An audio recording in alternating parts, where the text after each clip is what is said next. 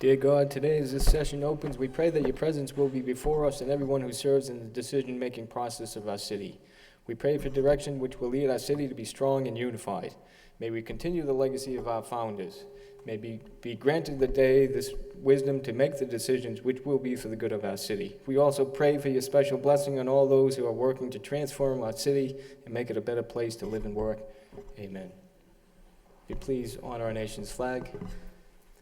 I pledge allegiance to the flag of the United States of America and to the republic for which it stands, one nation, under God, indivisible, with liberty and justice for all.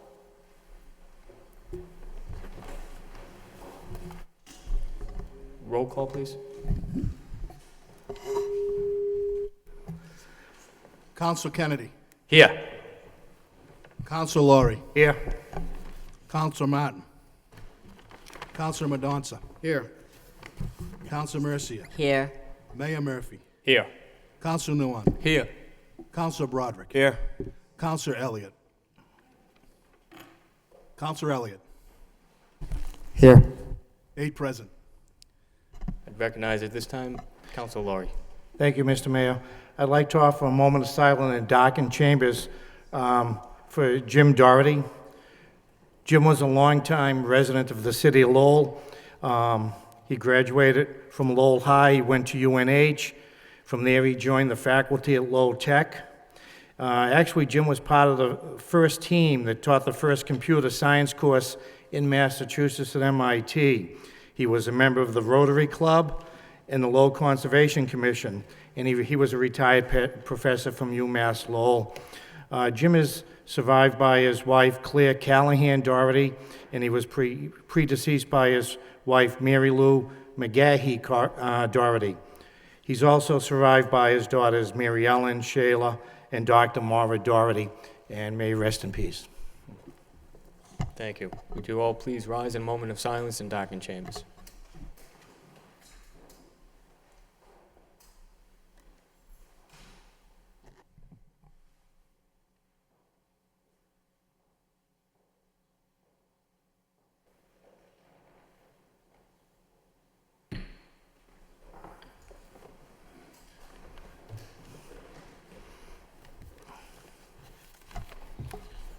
We have under the city clerk's portion of the agenda minutes of the city council May 15th meeting for acceptance.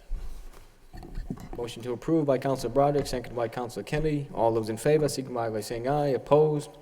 So voted.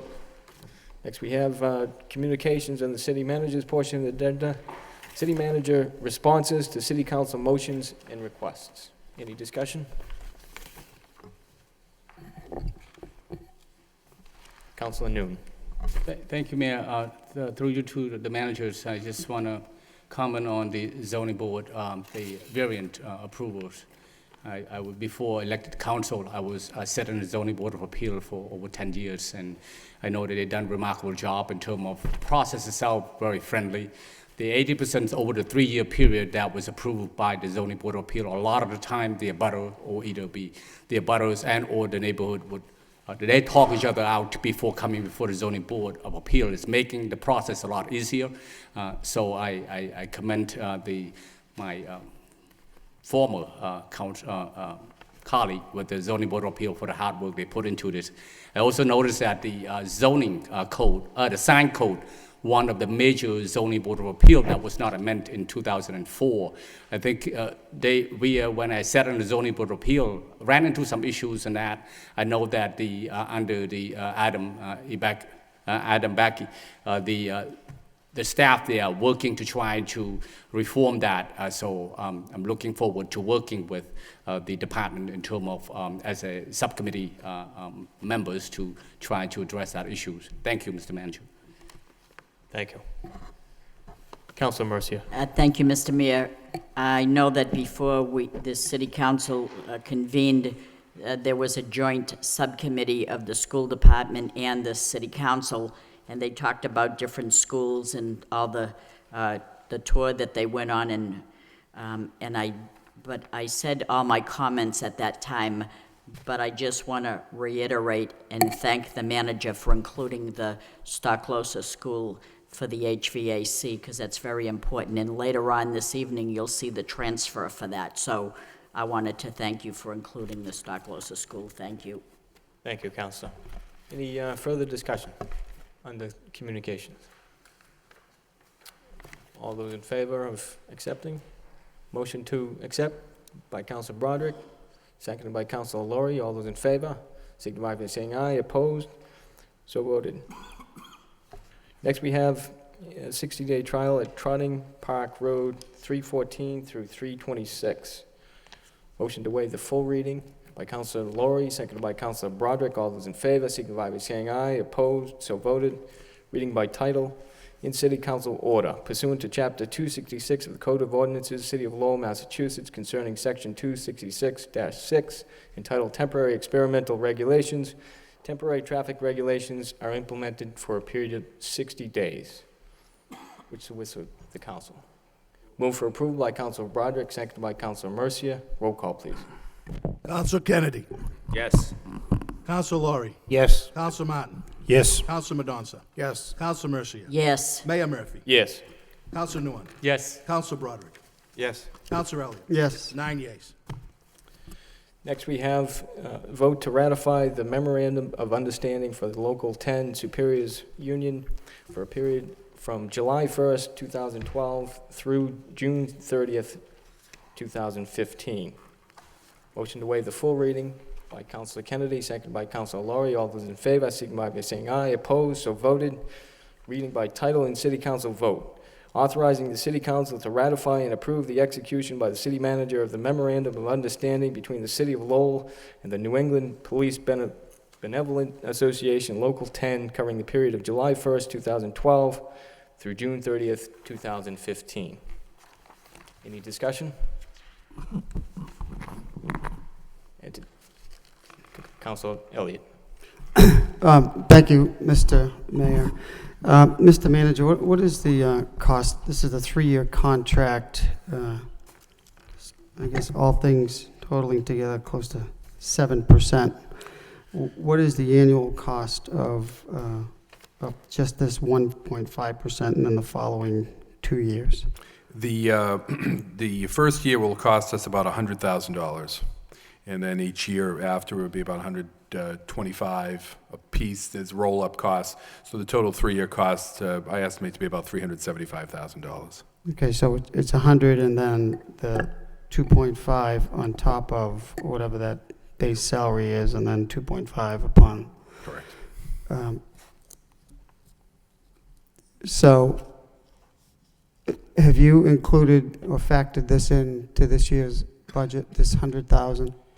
There is money that we've included within the budget that will be submitted to the council for this, yes. Okay, so now there's 16 other unions that will have to follow after this. I mean, I'm concerned naturally on the cost of this, and I'm more concerned on how it plays into the entire budget picture. And when we're looking at holding the line on taxes, as you mentioned in the previous meeting, what effect does that have on this? I don't want to be voting for something not knowing what the implications are. Sure. The first year, we're still putting the final touches on the budget, but the first year, fiscal year 13, we're projecting right now that we will be submitting a budget that is close to zero for a tax increase. And then, as I think I indicated in the prior subcommittee meeting, we're looking at between 1 and 1.5% for the second year, and probably between 1.5 and 2% for the third year. So when you say 1.5, I should have asked the question earlier. 1 or 1.5% of what? Of Increase over this. levy? The Yes. levy increase. So Right. And what we'll do is, by not going up the full 2.5%, our excess levy capacity, which is already at $6 million, will grow next year by about $2.5 million, and then the following year will grow by some number, probably about $1 million, thereabouts, and the same the year after that. So, okay, I am concerned with making a 3-year commitment, not knowing what the future is. And I mean, I think next year, again, I haven't seen the entire budget picture, but my concern is that, taxes have gone up, and I've said this before, I'll say it again, and I don't think people have any appetite for a tax increase, and I just don't know how this entire contract, or the others, quite frankly, play into the fiscal picture next year. And if you're saying there's not going to be a tax increase, I guess, what are our other obligations? I mean, are the other 16 unions, are those increases factored into the budget picture that you're saying is not going to include? And I don't want to put words in your mouth, but I just want to be clear. Is there going to be a tax increase or not? Next year, fiscal year This 13, fiscal year that we're coming up. it's close to zero. Okay. Not quite, but close. There are some good things in here, Mr. Manager, when we look at buyback sick that I have been asking questions and advocating that the city can't afford, and it looks like it doesn't look new employees certainly will not be entitled to that. Certainly language I think we could have gotten anyway. I hope that wasn't a result of negotiating something as part of the raise. But regardless, my concern is, 7%, we don't know what the future brings. We're still in tight fiscal times, Mr. Manager, as far as I'm concerned. And luckily, hopefully we'll have at least local, level funding from the state. But I want to try to be optimistic, but I also want to be cautious as far as revenue coming in from the state. And the people that talk to me say, no, I can't afford taxes. So if there is no tax increase, there certainly will be one the following 2 years, based upon your statements, correct? Based upon, Your statements. yes, Okay. if we're going to do the capital we spoke of, if we're going to do the some of the other program initiatives that the council has asked that we look at, if we're going to compensate our employees, yes. Thank you. Councilor Mercia. Thank you, Mr. Mayor. I know it's a difficult vote to some degree to people that are struggling. I understand that. But we're here to make a decision. And when I look at the overall picture, I look upon time and time again how they deferred their raises and took 0%, not just once, many times. They participated in furlough days. They gave up Master Medical and agreed to go to a GIC. I think they've given back quite substantially, and we did say that if we had a better forecast and better times, we would reward you and remember the sacrifice that you made over these years, and I think that time is today, and that's why I'm supporting it, because I appreciate that they went without for quite some time, and we all commented, oh my gosh, that's really wonderful, 0%, I don't know how you did it, but they agreed to it, and they went along with it, and they sacrificed as well, and I like to reward people that have given back to some degree, and they have. And I know it's going to cost some money, but I'm grateful for what they did, and I'm grateful for their service to the city. I don't think they're asking for too much, and they have given up quite a bit, so I'm going to support it. Thank you. Thank you. Councilor Broderick and then Councilor Laurie. Thank you, Mr. Mayor. I'm going to support it as well. I think that they've deferred raises for a number of years here, and in addition, negotiated tremendous savings through the health insurance. I think that I guess I differ on the sick leave buyback, that wouldn't be given. That's a negotiated issue that, why would it be given up? It would have been given up a long time ago, so that's something that would have had to be negotiated. Why would a union give something up without getting something? And that's the price you pay for putting it in the first place, I guess, whenever it was done. But I think it's a good move to pull it out. It saves us money down the road, and once it's out, it's out. So I think the 1.5% is very reasonable for next year, and I think the reality is that anytime we've asked the unions, just about all of them, we could say all of them, the ones we deal with on this side, they've all stepped up and helped out, And I think they do a tremendous job, and I think that this is more than fair and reasonable. The sick time, the sick leave buyback issue going away. Could, the light duty, I noticed there's extensive language on that. Is that, is that a significant change? Or could someone explain that? Is that a savings as well? It looks like it might be. It is a savings. It has particular relevance for us in terms of the 111F, and there wasn't any comments during the communication section, but we've made great progress over the last several years on cutting down on our 111F costs. And this is another, there's actually two areas here that impact that. The accruals, anytime we're able to encourage people to come back to work, and they may have certainly legitimate reasons for being out, being injured on the job, but if there's an incentive that they won't be accruing sick and vacation time, it just gets them more anxious to get back to work. Same goes with light duty. If, in fact, we do have work, if they hurt themselves on the job and may not be able to go out on patrol, but they can assist at the desk or do some crime analysis work for us, that otherwise we'd have to take an officer off the street or bring in additional civilian help, or simply can't do the job as effectively as we'd like, we could have them work while they're getting their 111F payments or getting their salaries, and they just wouldn't be working out on the street. So that's something we've been talking about for some time. All of these, sick leave buyback accruals under 111F, the light duty, we've been trying to work with the union. If you don't have something on the table, it's difficult to get those. But in the long run, that's going to save us money to have that light duty. That would be how that would work. Okay. And I think the other thing that we have to realize is this is a process. Negotiate, and if we can't agree, go to the labor board, which Lowell is fortunate enough to have a $6 million cap, but and looking to not raise taxes this year, or very slightly, apparently, whatever it is. And I don't know how well Lowell would do going into a labor board arbitration saying we can't afford a raise. I don't think we're going to say, we could say that they don't deserve one. I think it would be we can't afford it. And I just don't, in the things that I've seen, I don't see that playing out well. So I think we're negotiating openly and fairly, and I think so is the union. I think they've stepped up every time we've asked.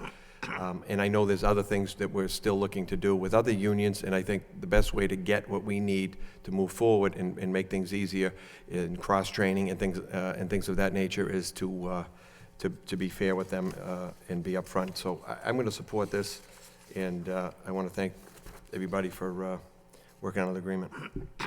Thank you. Councilor Laurie and then Councilor Kennedy. Thank you, Mr. Mayor. There is a couple of increases, 1.5 in this year and then 2 years of 2.5. What would be the total cost of that package approximately over 3 years? About $375,000. Okay. Sick leave buyback, which they're waiving, about how much, between the sick leave buyback and the insurance? That takes quite a while. The sick leave buyback will take quite a while to work its way out of the system, but to give you some sense, I believe that's about a $9 million liability right now for the city. So as we get rid of that, that's going to be a savings to the city of a sizable amount. That's what we have on the books right now. That grows each year, and each year we end up, it costs us about $700,000 roughly to pay for sick time buyback. So you can imagine over time, each and every year paying that, if we can get rid of that. By way of sort of comparison, I negotiated a similar language when I was town manager in Chelmsford, and it took 20 years, but that sick time buyback has gone away now, and that money that would have been spent is now saved to the bottom line, and that liability, which shows up on our books, is gone. Okay. Would be gone. So that's what we're hoping to do here, and the union was willing to sit down and work with us, grandfather in the existing people, cap it off. Not everyone's at the max yet, but they'll cap it off, and then it will slowly go away. And in regards to the health insurance per employee, how much are we saving? Well, the total savings of the health insurance is about $4.9 million this year. It's going to be probably around $7 million next year and $7 million thereabouts the year after that. Now, some of that belongs to the school department, some of it belongs to the retirees. And when I say it belongs to, that's what it went towards, so that now will go, some of that will go back to the schools, but that puts more spending on teachers, books, educational programs. On the city side, not including the retirees, we're looking at about $1.5 million this year that we'll be able to save to the bottom line. So basically, part of that money we're paying out in the raises, we're saving on insurance, on the buyback, and on the light duty with them coming in. Right. We'll be saving on overtime. We'll be saving on and overtime. replacement cost. We'll be We saving- just had a request last week, I think, for about $150,000, and a lot of that was replacement cost, so by coming in with light duty, we'll be saving there also. Correct, and the, going back to the health insurance, the proportion of the money that we received in the savings from health insurance goes to these compensation, which sooner or later do have to be paid, and Councilor Broderick brought up a very good point, that going to an arbitrator, one of the issues that they do look at is ability to pay, and so this is, you know, I think something that we can certainly handle. And as a result of that, not only are we providing the compensation that the employees deserve, but we're also getting important long-term savings for the city in the very areas that you talk about, like light duty, accrual on 111F, and the big one, eliminating sick time buyback. So basically, with the savings compared to the raises, the contract actually is in the city's favor, possibly over the next 3 years. I believe so. Yeah, just looking at that, I can support this, thank you. Thank you. Councilor Kennedy. Thank you, Mr. Mayor. If we have the vote tonight, then I expect to support the raise myself. But I would point out that this is for a 3-year period that doesn't go into effect until July 1. And that the city manager's budget will be before us or will be given to us next week. So I'd also be okay if there were people on the city council that wanted to delay this for 2 weeks so that they could measure this vote in context with the whole budget. I would think that would be understandable, and I would support a motion like that. But absent any motion like that, I expect to support to vote for this evening. Councilman Mendoza. I unfortunately, in reading it over, am not going to be able to support it. I can support the concessions and the compensation for them. I could even go as far as supporting the first year of the salary increase.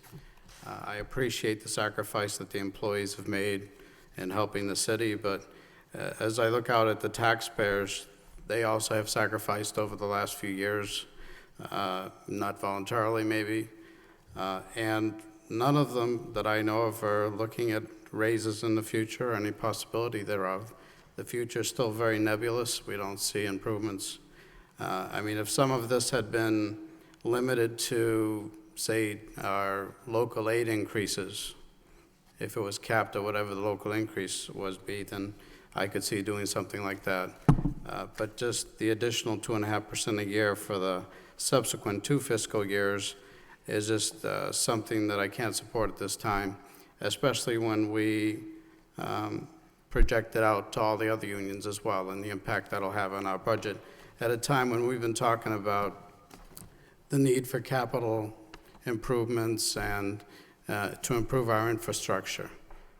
Right now, our salaries are a huge percentage of the budget, and we have to have a reasonable percent to spend on improving our infrastructure, buildings, and capital needs before we move forward. So I can't quite support this as it is.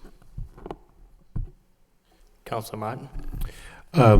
Thank you, Mr. Mayor. I do appreciate my colleague's comments. However, I think, you know, as the manager has commented, the projected savings in the health insurance alone, it would be sufficient to sustain this. And I think that's part of the kind of, you know, social compact we made, not a contract, but, you know, we had the option of adopting state legislation to kind of force the GIC issue. The unions stepped up and negotiated a deal that they knew would produce savings. Now, not all those savings are going back to the unions. Some of them are, and some of them are going to the taxpayer. And there are other concessions that we've been trying for years to get into these contracts, the sick leave buyback being the most noteworthy. So I do think, you know, the employees had 0% for a couple of years now. They've been, I think, good faith partners with the taxpayers of this city. But part of the job here is the fairness of that. And I think this is a deal that's fair to the employees. I think it's fair to the taxpayers. So I am going to support it. I did have one question, Mr. Manager, about the assessment center. That's not something that's been in before, I don't think, except at the chief level. Is that?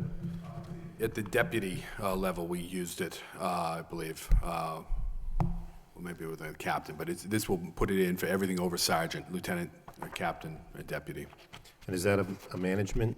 That's a management tool. We want to be able to hire people. Certainly the exams provide us good evidence of someone's knowledge, but the assessment center gives us the ability to judge not only the knowledge, but also the, you know, their leadership skills, their interpersonal relationship skills, problem-solving skills, and we think that that's very worthwhile for us. Okay, thank you. Councilor Noon. Thank you, Mayor. I want to echo Councilor Martin that this contract is based on fairness. I checked with Councilor Mercier about how long have the union been deferred in their raise, and she indicated that approximately 3 years. I mean, come on, you know, they need this. They give up on, as the people alluded to, the health insurance, the sick leave buyback, and others. So, you know, we need to be fair to our workers. 3 years defer on it, and they've been working very hard on making sure that our street is safe. I understand holding the line on taxes, and you know, the manager indicated that, you know, this first year, close to, I hope, it's no taxes increase, and looking to the next years and year afters, and that with all the saving that we accumulated through the health insurance and others, we should be able to sustain, maybe, you know, hold the line on taxes. So I, like most of my colleagues, will support this contract tonight. Thank you, Mr. Mayor. Thank you. Councilor Elliott.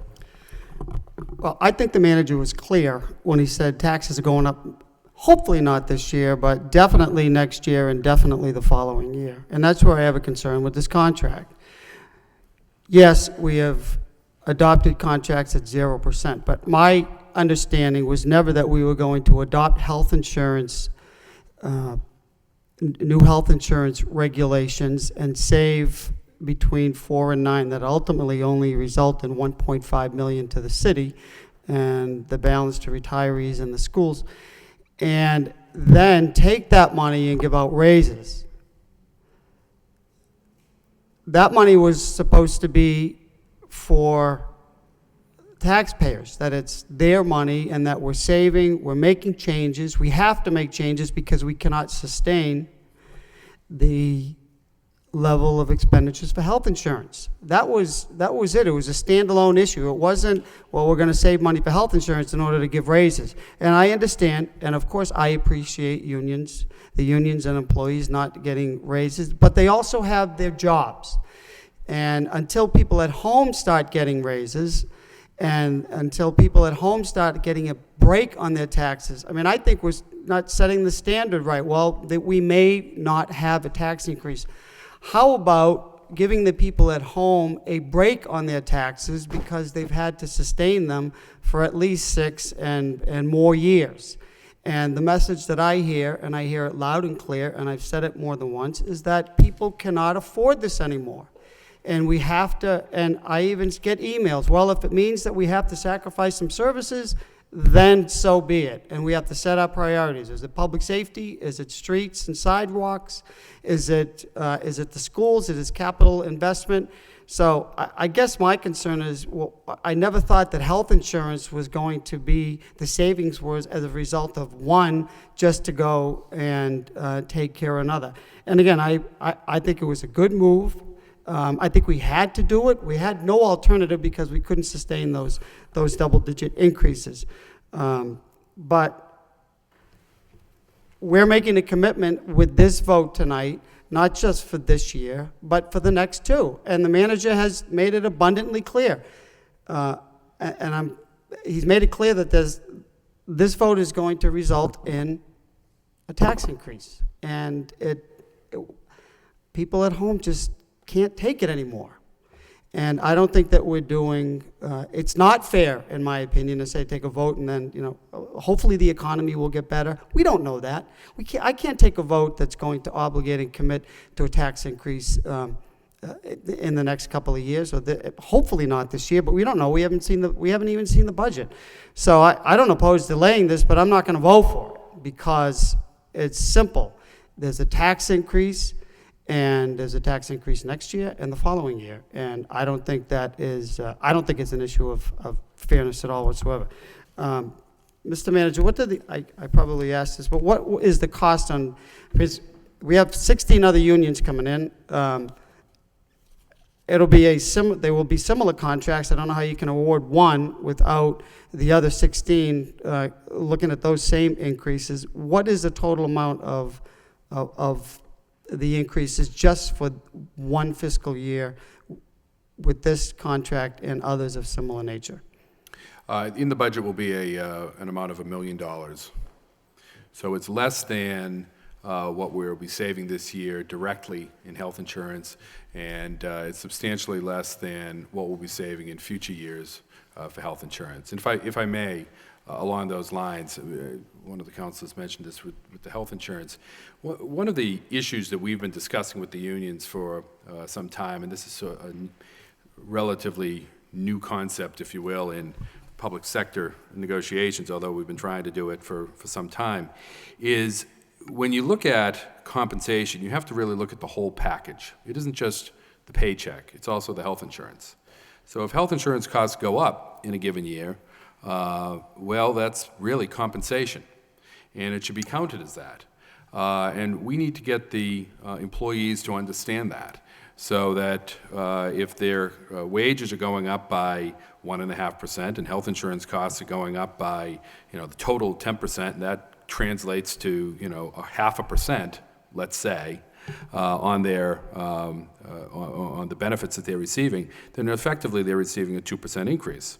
Well, the opposite holds true. If we're going to make that argument to the unions, the opposite holds true as well, that when health insurance costs go down, then they're entitled to some share of that because it's part of the total compensation package that we're looking at. If we're going to make that argument moving forward, so I think we're trying to put in place here basic principles that are financially responsible.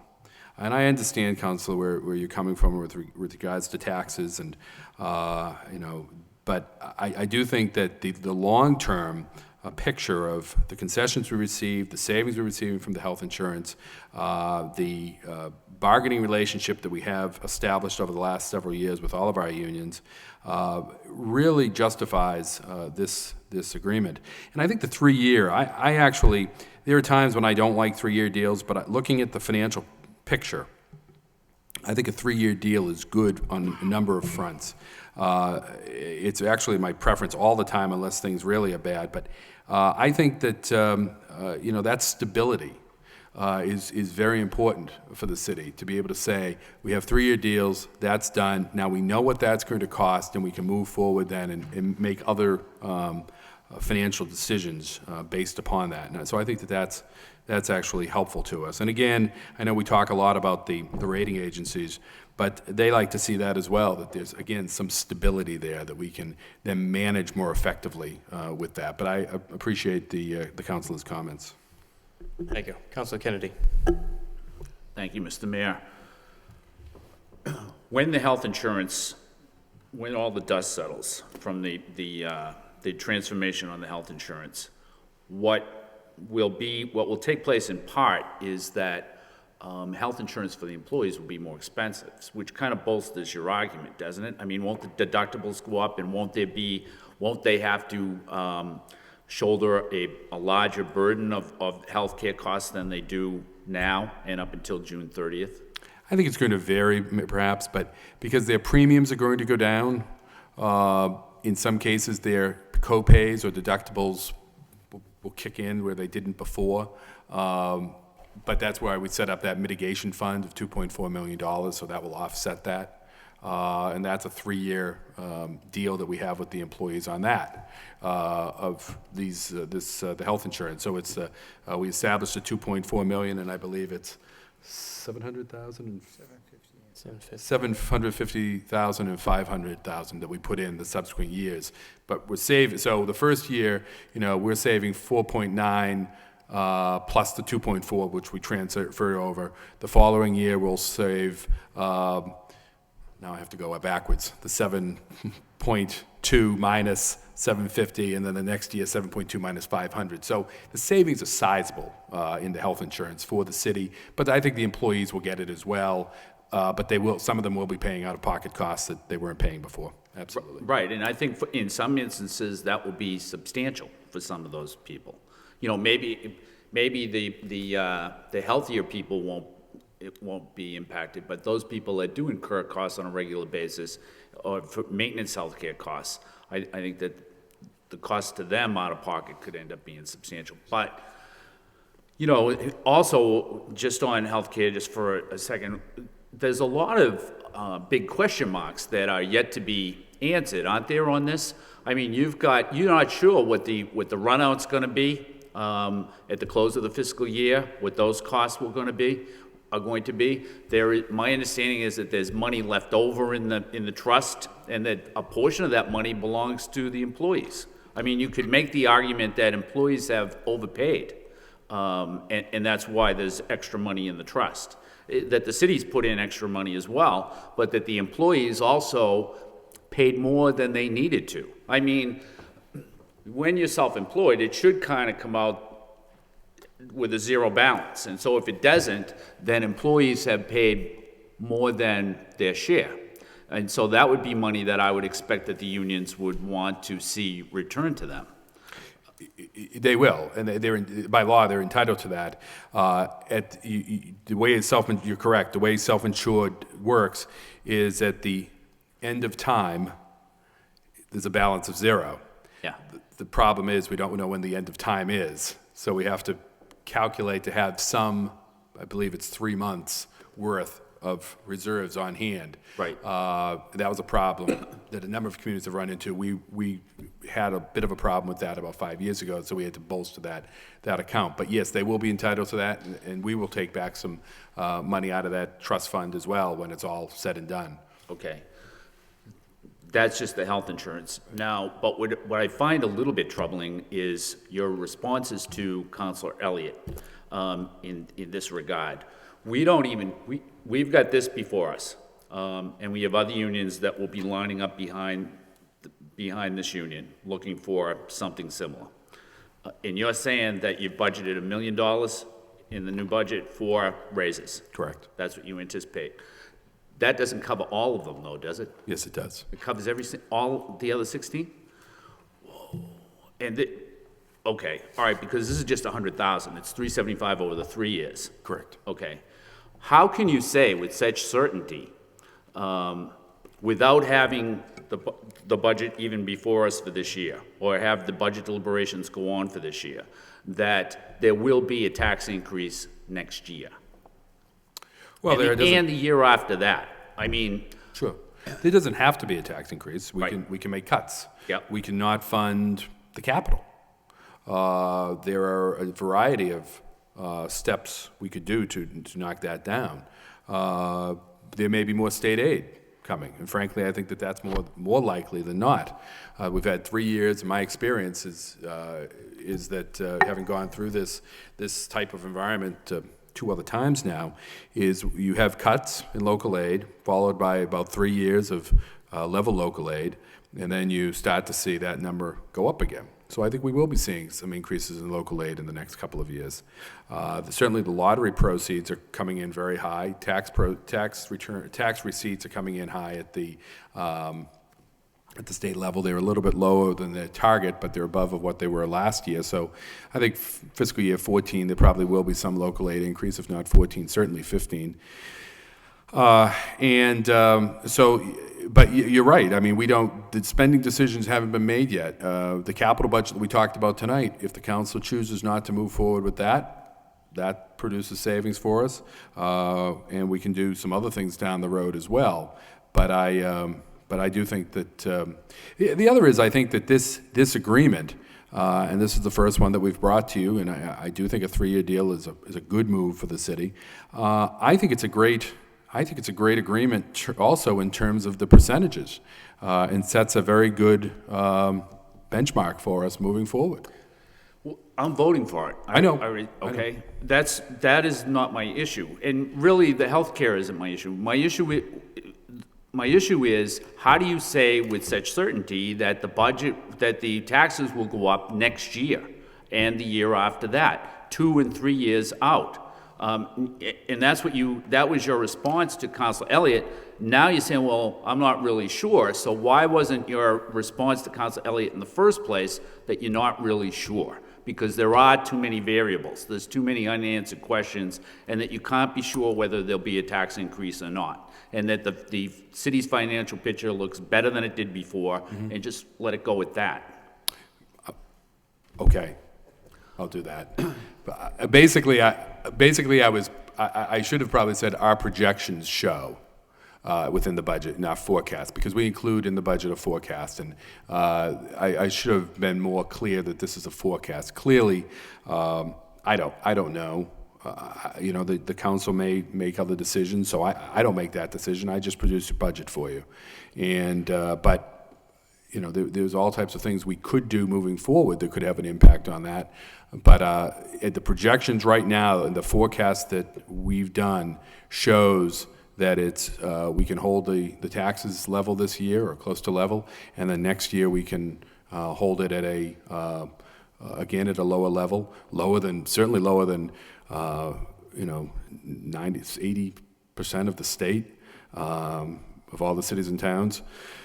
And then the similar for the following year.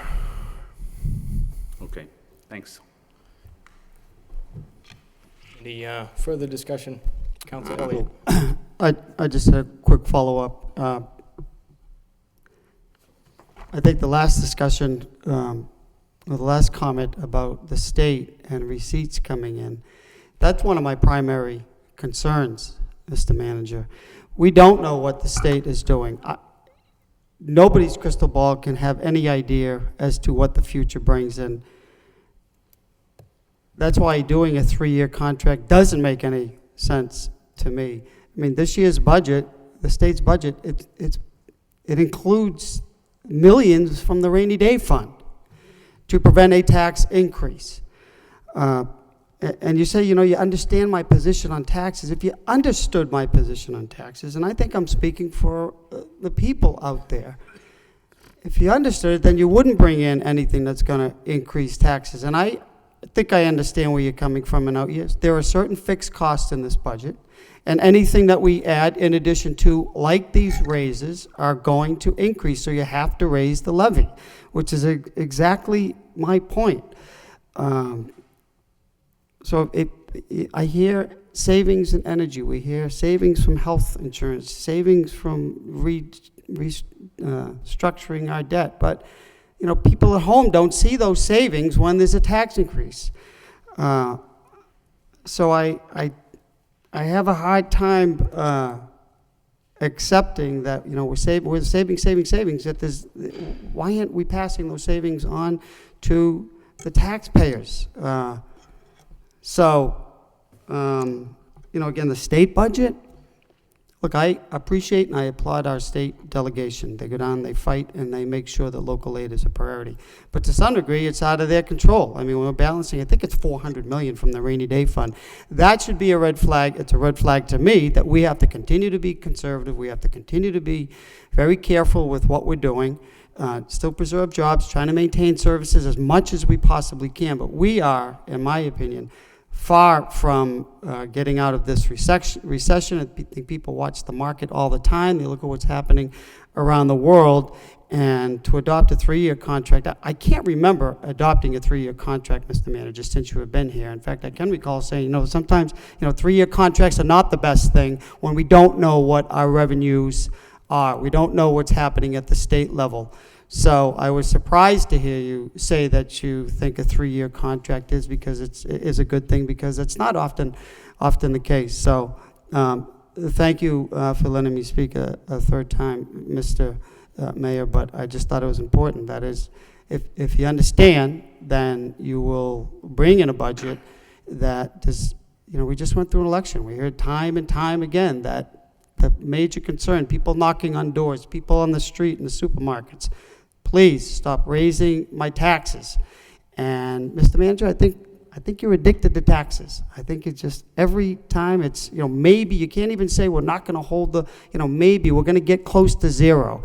And people in the city just cannot afford it. Thank you. You're welcome. Councilor Broderick.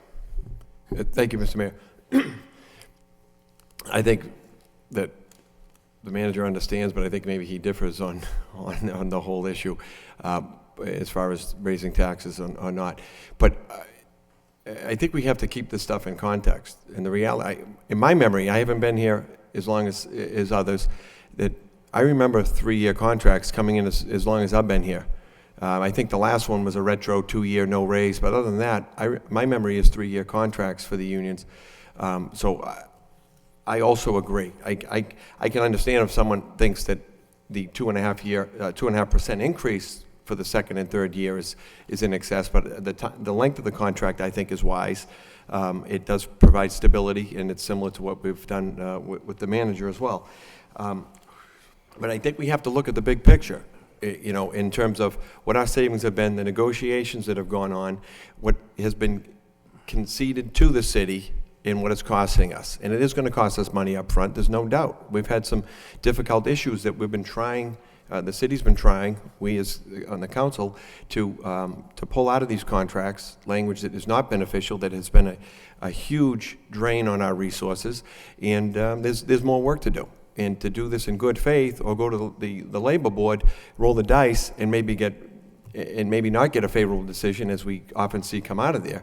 I think this is, good faith on both sides to come up with a compromise, and compromise here is, concessions from the union and a reasonable increase. The whole notion of whether we're going to raise taxes in 2 years, I don't think anyone can answer that. I think we all know our payroll will be slightly higher because of the raise, but I don't think that necessarily means we're going to have to raise taxes the equivalent amount. We're taking votes on a weekly, monthly basis to realize savings, and I think some of the votes we've taken are going to start paying off in terms of more savings. So I think that these are things that can be planned, and that's why we do 3 years, and we do a 5-year capital budget, and so we can plan how to run the city like a business. And I just think this makes sense. It would be nice not to have to give a raise, but I don't think that's reasonable. And I don't think that would fly, quite frankly, if we want to draw a line in the sand. I don't think that's a position that would get us a better result. Thank you. Thank you. Councilor Laurie. Thank you, Mr. Mayor. I've worked under a contract basically my whole life at the federal level, and usually I knew them to be 3, 4, 5 years down the road. Those contracts were set that far down the road, not for the benefit of the employee, but the employer, so they can fix their costs. Now it's a fixed cost as far as labor is concerned for the next 3 years. Again, I go back to what I mentioned earlier, and when you negotiated the health insurance, I'm sure there was some talk of the money coming back to the employees, and that's going to play a part of it. And as I mentioned earlier, when I look back at the light duty assignments, I look back at the buybacks on sick leave and sick leave, I still have to wonder, even with the raises, does this package still come in the city's favor? I think it does. And I think if you looked in terms of dollars in 2009, 2010, this is probably a less expensive package for the city as a whole. Thank you. Thank you. Councilor Martin. Thank you, Mr. Mayor. You know, we asked the manager several years ago in the budget process to start making projections, to start looking at trends, so that we weren't making decisions in the dark. And so the fact that he's done that, the fact that he's been forthright about that there's in the manager's forecast, he's forecasting a tax increase. Now, council may not go along with that. There may be other things that make that unnecessary, but I think it's a little unfair to ask him to do that, have him answer honestly about that, and then criticize him for the answer. And, you know, if you look at the trends, the MMA newsletter for May, which I have in front of me, which we all get, shows that lottery is on pace for a record year. Now, lottery is the biggest source of local aid. So that, you know, and I realize the state has its own issues with its budget, and that doesn't necessarily mean an increase for us. But it's a good sign. It's a good sign. And there is certainty in these 3-year deals. In my experience, we've done those more than we've done any other length of contract. So, yeah, there's some uncertainty out there, but at least we're looking at it in a big picture of what the potential savings are and some of the things we've put in place, not just this year, but in the out years. And we have some understanding of what this is going to mean in the out years as well. So I think it's a perfectly responsible thing to do. And I understand that there are people whose jobs are uncertain. There are people who haven't got work or who've got work but not at the equivalent level of where they were. And it's still a difficult economy for some people. But we have to run this business like any other business runs, and part of that is a cost of labor, and part of that is fairness to employees. Part of it is fairness to the people paying the bills too, and I said this is a good balance of that. Thank you. Any further discussion? At this time, I'd entertain a motion. Motion to approve by Councilor Broderick, seconded by Councilor Laurie. Roll call, please. Counselor Kennedy. Yes. Counselor Laurie. Yes. Counselor Martin. Yes. Counselor Madonza. No. Counselor Mercia. Yes. Mayor Murphy. Yes. Counselor Nguyen. Yes. Counselor Broderick. Yes. Counselor Elliott. No. 7 yeas. Thank you. Being after 7 o'clock, we'll move into the general public hearings portion of the agenda. We have a vote for the revocation of prior acceptance of Mass General Laws, Chapter 44, Section 53F and a half, regarding the enterprise fund establishing the Paul E. Tsongas Arena effective June 30th, 2012. Second reading by title and city council vote. Revocation of prior acceptance of Massachusetts General Laws, Chapter 44, subsection 53F and a half, regarding the enterprise fund establishing the Paul E. Tsongas Arena effective June 30th, 2012. At this time, I'd open it up for a public hearing for those wishing to speak in favor. In favor. In favor. Seeing none, that portion of the public hearing is closed. I'd open it up for those wishing to speak in opposition. In opposition? In opposition, seeing none, that portion of the public hearing is closed. What's the wish of the council? Councilor Mendoza. Move approval. Motion to approve by Councilor Mendoza, Second. seconded by Councilor Noon. Roll call, please. Counselor Kennedy. Yes. Counselor Laurie. Yes. Counselor Martin. Yes. Counselor Madonza. Yes. Counselor Mercia. Yes. Mayor Murphy. Yes. Counselor Nguyen. Yes. Counselor Broderick. Counselor Elliott. Yes. 8 yeas. Thank you. Moving back to the city manager's portion of the agenda, we have a vote to designate Tom Moses as acting city manager from May 23rd, 2012 through May 25th, 2012. Motion to approve by Councilor Laurie. I have a question. Yes, sir. Doesn't that have to be a department head? Mr. Moses is a department head under the ordinances. I know that that's Historically, it was always the city clerk, the assessor, or, the auditor, someone similar to that. it can't be the city clerk or the city, I don't know if it can or not, but it's, Doesn't look like there's much interest over there either.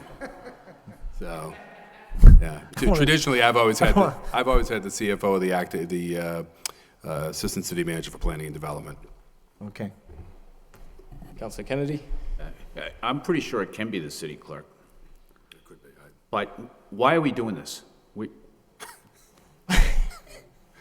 Mr. Manager? I'm tired. I'm going to be away for a couple days, Okay.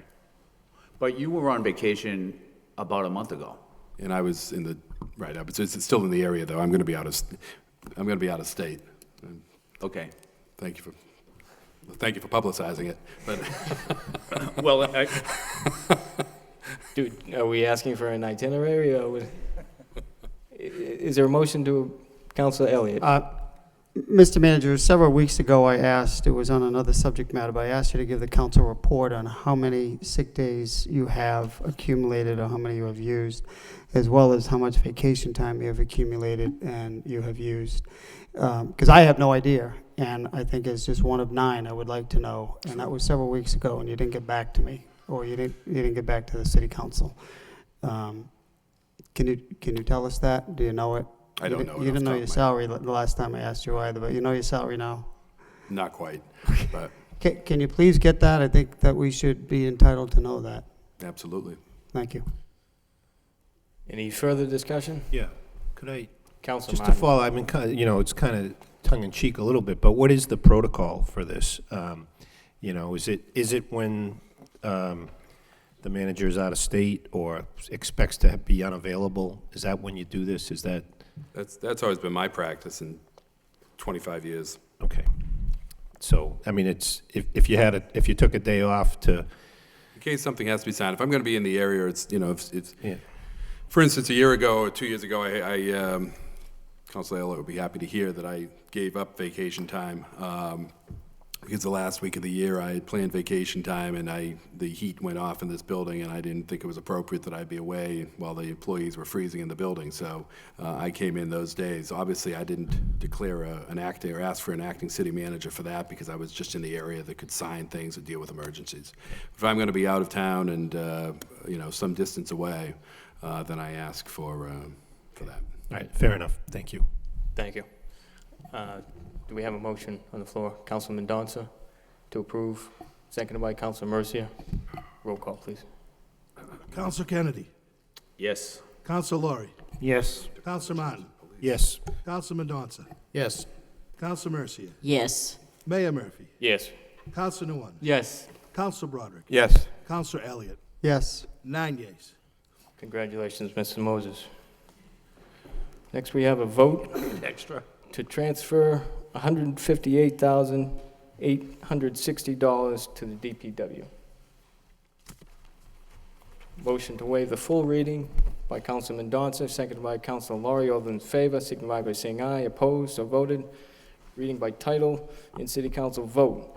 Order to provide funding for a number of small school repairs and projects, including repairs to the HVAC system at the Stocklosa School, repairs to recreational facilities, repair to the City Hall clock, and repairs to various pieces of DPW equipment. What's the wish of the council? Move approval. Move for approval by Councilor Broderick, seconded by Councilor Laurie. Any discussion? Councilman Donza. Yes, since we're doing it in the current fiscal year, I assume all of these projects that are listed in the back will be done during this current fiscal year. If I could ask the manager that if there are items on here that don't get done, if at the end of the fiscal year, if you could provide status on why they weren't done, because everybody will be expecting that they'll be done. Correct. Thank you. Thank you. Any further discussion? Councilor Elliott. Thank you, Mr. Mayor. Mr. Manager, I went to look. I see the transfer forms come in with a certain account number. And as much information as is in this budget, there are no account numbers. So if someone wanted to, like myself, go see, well, we're transferring from what account to what account. This is how it's listed. There is a description, but nobody should have to spend this much time going to look for it. I did find it on page 159, how much was in it. My understanding is that trash collection always ran a deficit. Is this something different? Because I think I found it, but again, there's no account numbers in this book, so I can't really reference it, but I think on page 159, hazardous, trash and collection is 5.5, we appropriated 5.9 million, so we're gonna have 158,860 left? That's correct. How is that? My understanding is that we always ran a deficit, or does this 5.6 include part, it's a deficit, correct? Meaning revenues come in from people that pay their fees, and it goes out. Right. we So have how can there be money left over? And maybe I'm mistaken. the revenues are less than the amount that we pay out. So in that respect, it always runs. It doesn't run a deficit because the revenues don't meet the costs because the city has always subsidized trash collection with taxes or other revenues beyond the user fees. But we budgeted a certain amount of money this year. We're on track to have $158,000 left over from that budget line, and we have a number of needs within the Public Works Department that we want to put the money towards. So is that an enterprise fund, the trash collection? No, it is not. Okay, why isn't it? Shouldn't it be? Because if there's money left out, well, it's a fee. Yeah. People get a bill on their, on their quarterly reports. It's a fee. They get a water fee, they get a sewer fee, they get a trash fee. And it should be an enterprise. And this money should not be going to anything else other than trash disposal, in my opinion, if it's going to be appropriated for that. If there's a surplus, then we should save it. First of all, we should set up an enterprise fund because it should be self-sustaining. And secondly, if there's money left over, we should be using it for trash, particularly when it runs a deficit. And we, even in light of going to the new system, we still run a deficit, and we've tried to adjust that recycling, but taking money from this and putting it into other projects is not the intended purpose of it. If I may, it's very rare that there are some communities, I believe, that have enterprise funds set up with trash. Most don't, even though they have a fee. There's different mechanisms I use, receipts reserved for appropriation or something of that sort that's allowed or provided for under the law. If you did run it as an enterprise, you would have to effectively double or more than double your fee. Or you probably have to change your fee structure so that it was based more on usage as opposed to just a flat fee. So there would have to be some changes, but it's certainly something we can investigate. Or we could increase our recycling rate from a deplorable, in my opinion, is it 7% now? Is it down to 7? No, actually, it was down. 12. No, Council, I'm glad you brought that up. It was at 7% about 5 years ago, but we've actually got that up. I believe it's about 18% now. Well, It's still much less than peer communities, but we've made great strides there. regardless, there are other ways to address this disposal, and that was the intent. We got smaller barrels. We cut back on illegal dumping, illegal construction dumping, and it doesn't always have to be a fee increase. There are other ways to do it, but now we're taking money, and presumably tax-paying money because the revenue doesn't cover it, and now we're funding, a bunch of other projects. That wasn't the intended purpose of it. So if we're going to put together a budget for a certain dollar figure, then let's use it or put it back into free cash. Councilor Broderick? Holy smokes, I guess that's one way to look at it. We came in under budget in a department. I'm kind of happy about it. And we can fund some of the projects that we went around and walked around for 2.5 hours and looked at that are in embarrassing condition. So I'm going to support it. I think former Mayor Milanazzo were the co-makers of the motion to do the pay-as-you-throw, and we went over that in detail, and there was no appetite at all to make it user pay and do an enterprise account because it was going to be tremendously expensive, sticker shock, and people did not want that. People didn't even want to have to control or attempt to have to control their recycling. They didn't like that idea, one barrel, pay for the other bags. So I don't understand, but I thought it was a good thing that we came in under budget, and that's what we encourage departments to do.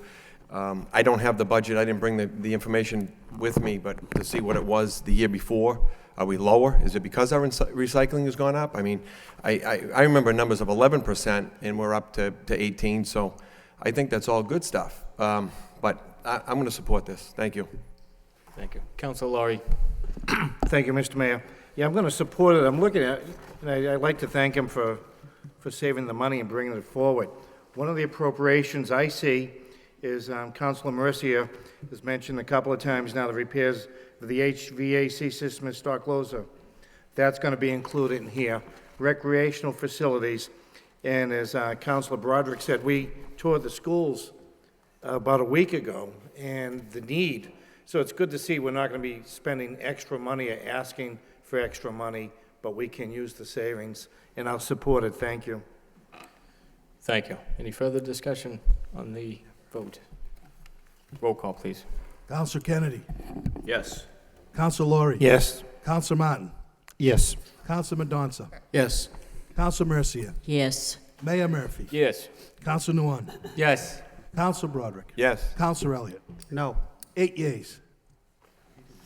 Next, we have a vote to apply, accept, and expend a grant of $15,000 from Lowell Regional Wastewater Utility to upgrade water fluoride equipment. Motion to waive the full reading by Councilor Broderick, seconded by Councilor Laurie. All those in favor signify by saying aye. Opposed, so voted. Reading by title in City Council vote. Authorizing the city manager to apply, accept, and to expend funds from a grant from the Commonwealth of Massachusetts Department of Public Health to be administered by the Lowell Regional Water Utility. Move approval. Move for approval by Councilor Kennedy, seconded by Councilor Broderick. Any discussion? Roll call, please. Counselor Kennedy. Yes. Counselor Laurie. Yes. Counselor Martin. Yes. Counselor Mendonça. Yes. Counselor Mercia. Yes. Mayor Murphy. Yes. Counselor Nguyen. Yes. Counselor Broderick. Yes. Counselor Elliott. Yes. 9 yeas. Next, we have a vote to transfer $38,775 for Grand Manor assessment work. Vote in City Council order to transfer and appropriate funds for required assessment work at Grand Manor condominium at Humphrey and Willard Streets, ordered by the City Council of the City of Lowell as follows. That the amount of $38,775 be transferred from the sale of property receipts reserved for appropriation fund number 1701 to Grand Manor Professional Services account number 4506-0000-53000. Order recommended and introduced by Bernard F. Lynch, City Manager. Second reading by title and City Council vote. Order to transfer and appropriate funds for required assessment work at Grand Manor Condominium in Humphrey and Willard Streets. What's the wish of the council? Move for approval by Councilor Broderick, seconded by Councilor Martin. Any discussion? Roll call, please. Counselor Kennedy. Yes. Counselor Laurie. Yes. Counselor Martin. Yes. Counselor Mendonça. Yes. Counselor Mercia. Yes. Mayor Murphy. Yes. Counselor Nguyen. Yes. Counselor Broderick. Yes. Counselor Elliott. Yes. 9 yeas. Thank you. Next, we have subcommittee reports. Parks and Recreation Subcommittee report of the meeting of May 21st, 2012. Councilor Mercia? Oh, no. Oh.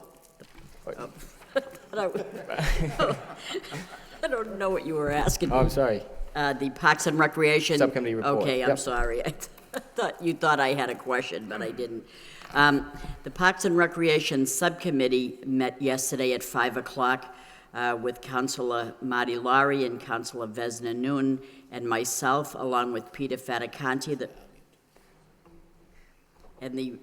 Peter Fatacanti, the program director. Tom Bellegarde, the commissioner, was there, as well as the city manager, Bernie Lynch, and the assistant city manager, Henry Marchand.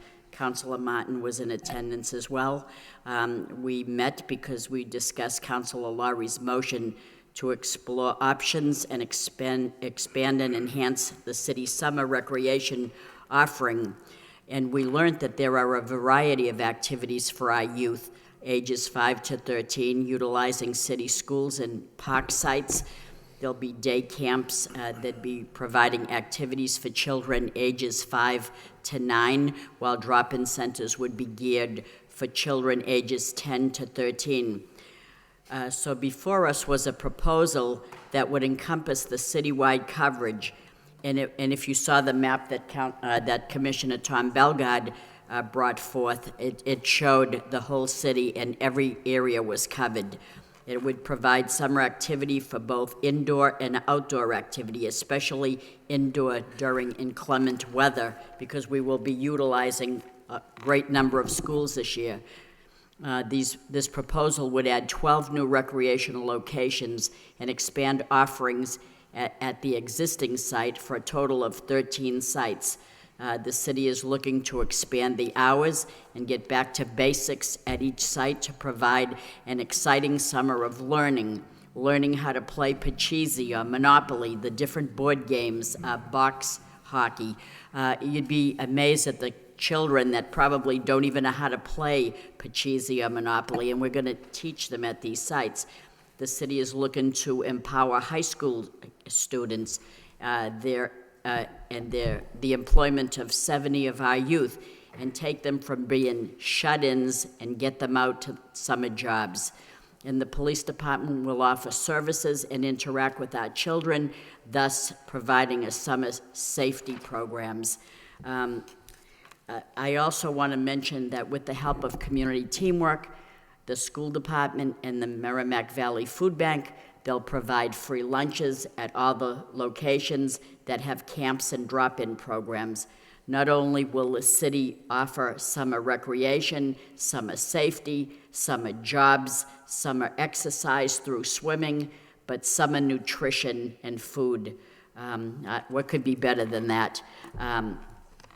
Now, in a nutshell, if we had another map, and I don't want to show that because it probably wouldn't show up very well, but in a nutshell, I'm going to try to emphasize all the things that we're going to have available this summer, and it's going to be an exciting and vibrant summer for our children. Shed Park will have tennis. Shed Park will have arts and crafts. There'll be arts and crafts at the South Common, McPherson Park, Olga Neves Park, Mulligan on Avenue C, Mulligan Park on Avenue C, the Wren Beach. There'll be swimming lessons at the South Common, McPherson's Park, and Wren Beach, as well as open swimming there. We have the splash pool at Shed Park. We will now have, and this is new, campsites at 5 locations: Shed Park, Daly School, Gage Park, Rogers School, Wang School. We'll have Master Ann teach Taekwondo. We'll have drop-in locations at 6 locations: the Merkland School, the Stocklosa School, the Bartlett School, the Morey School, as well as O'Donnell Park and Father Maguire. So this is very, very exciting. And at Colley Stadium, we'll have girls lacrosse, field hockey, and swim lessons at the South Common, McPherson Park, and Wren Beach. This is tremendous, and I want to thank the city manager for allowing that possibility to happen. But with that comes money, Councilor Elliott. But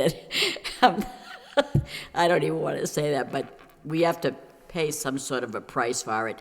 So there was a motion made by Councilor Laurie and seconded by Councilor Noon that we support the increase in the fiscal year 13 recreation budget by $154,450.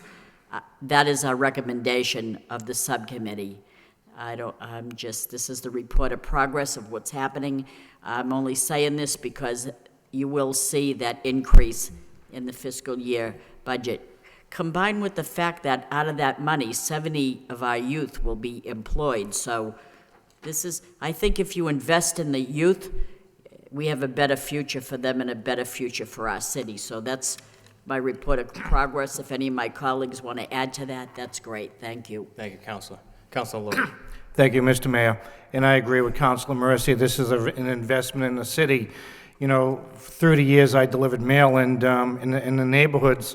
And one of the things people look for when they buy a home is what type of programs you have in the city. And if you don't have the park programs, they're either not going to buy in Lowell or they're going to move out of Lowell. So this is just one more step. We have so many volunteers who run summer leagues. Councilor Elliott has over 800 families in the soccer, and that's great. We have baseball throughout. But this is something else we can add, something during the day for the kids. And I think it's a great investment. We have the only high school in the area that doesn't charge its students. And these are things just people never think of. And, but I'm not going to say too much more. I've asked two people to come here tonight to talk a little bit about the program. One is the Commissioner, Tom Bellegarde. And the other motion I put in was to have the police department, the proper departments work for a summer safety program.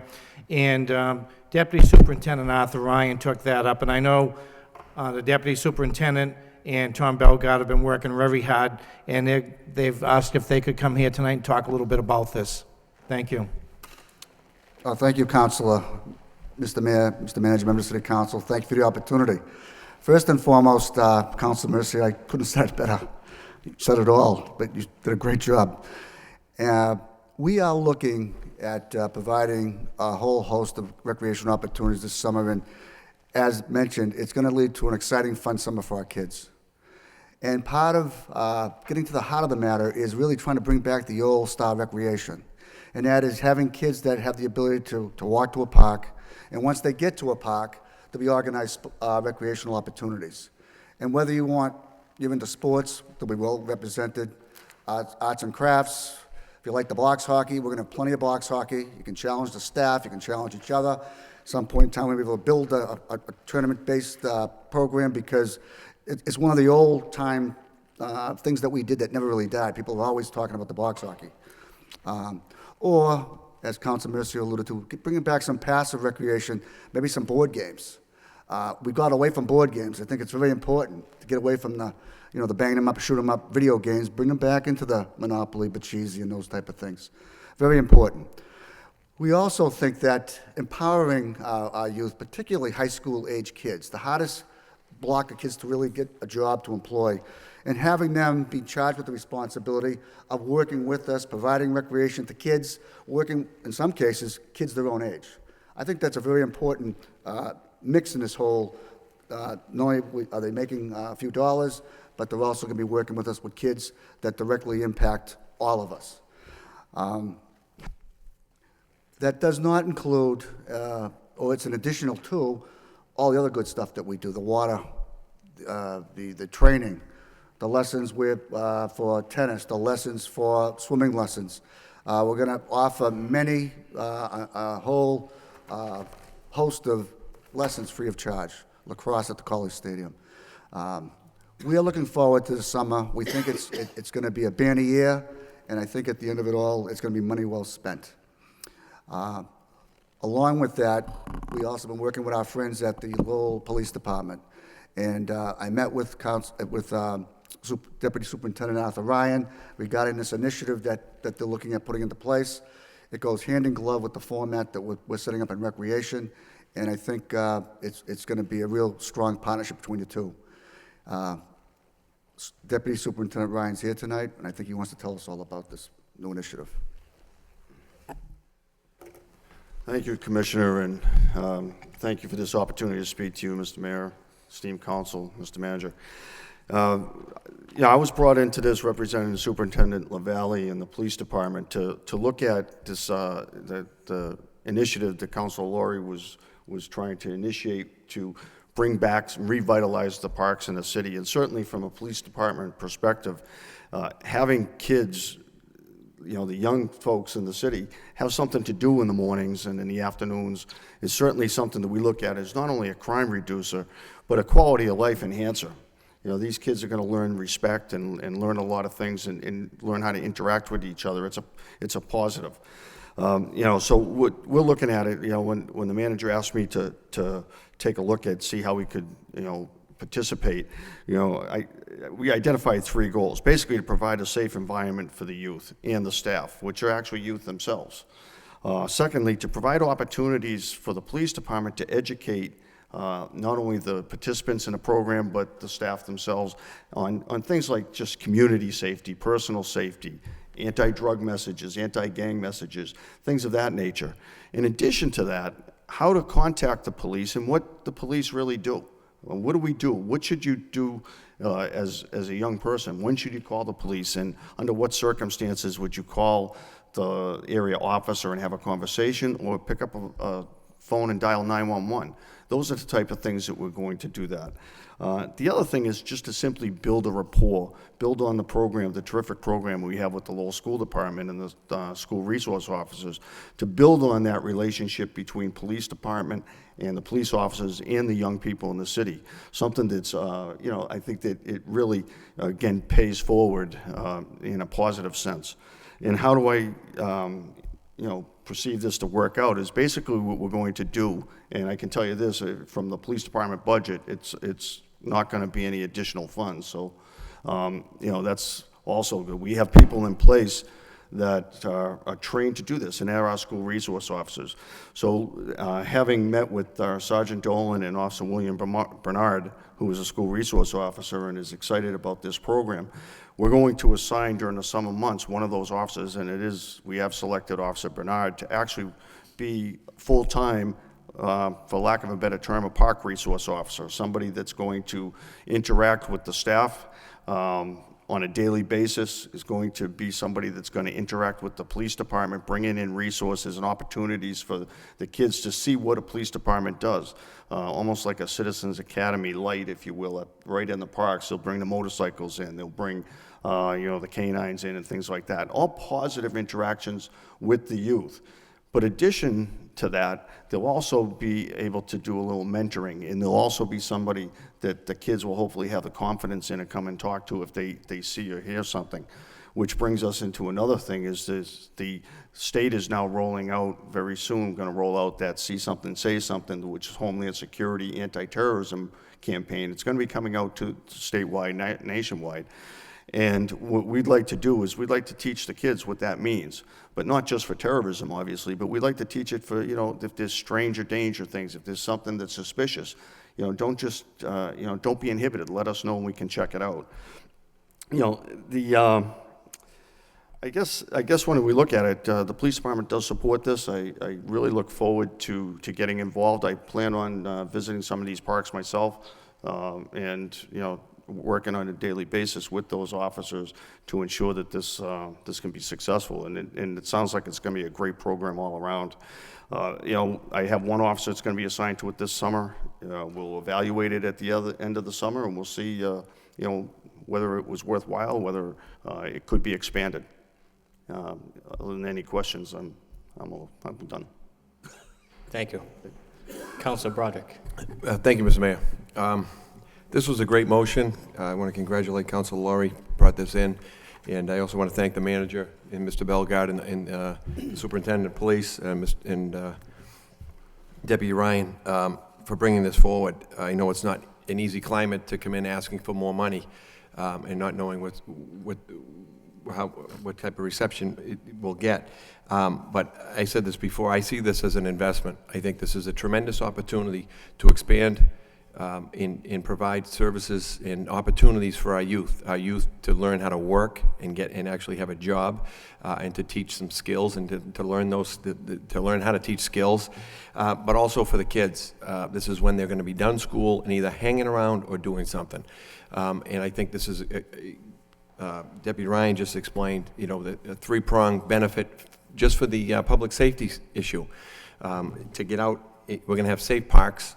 We're going to educate our youth, the police showing up at the parks, anti-drug, anti-gang, all the issues that we're spending, opioid issues, we don't have enough money to put resources in to stop after it starts. So if we can make this minimal investment now to start educating children as to what the police are all about, what public safety is all about, and why these things are bad, if it prevents 3 or 4, disasters later, it's money well spent. It's also going to get us out into the neighborhoods when things happen. the police are going to have a connection now. You know, and connection, not meaning someone to talk to, but a connection. There'll be a bond in the neighborhoods with these children. They're going to understand, see something, say something. This is just, I think it's a win-win-win. I congratulate everybody for putting this together. It's just, it reminds me of when I was a kid, and you go down to the park all day long, and they had the rec departments, the box hockey, and, you know, whether you were playing Frisbee football, whatever it was, you literally, you know, down there all day long. Go home for lunch, come back again. And to have that opportunity for the kids in a safe venue, I think is just tremendous, and I think it's difficult to put a price tag on it, but thank you. Thank you. Councilor Noon. Thank you, Mr. Mayor. You know, as Councilor Mercia report on the subcommittee, you can hear the excitement in her tone, and she should, because this is a great investment that we put to our kid. You know, and the activity is spread across the city, and with diverse activities: tennis, basketball, volleyball, soccer, and so on. And this is a collaboration, partnership with CTI and other organizations like Modern Children, who actually hosts a summer program every year for kids. And you know, this is an opportunity that, as Deputy Ryan spoke of, that you give kids place to go. At the same time, you educate them about anti-bullying, anti-gang, you know, and drug issues. So it's a win-win, as Councilor Broderick indicated, and you know, I hope to be a part of this, reaching out to the minority community and to all the community to tell them that we're going to have a great summer, and let parents know before a school break. Thank you. Thank you. Any further discussion on the report? Councilor Elliott. Thank you, Mr. Mayor.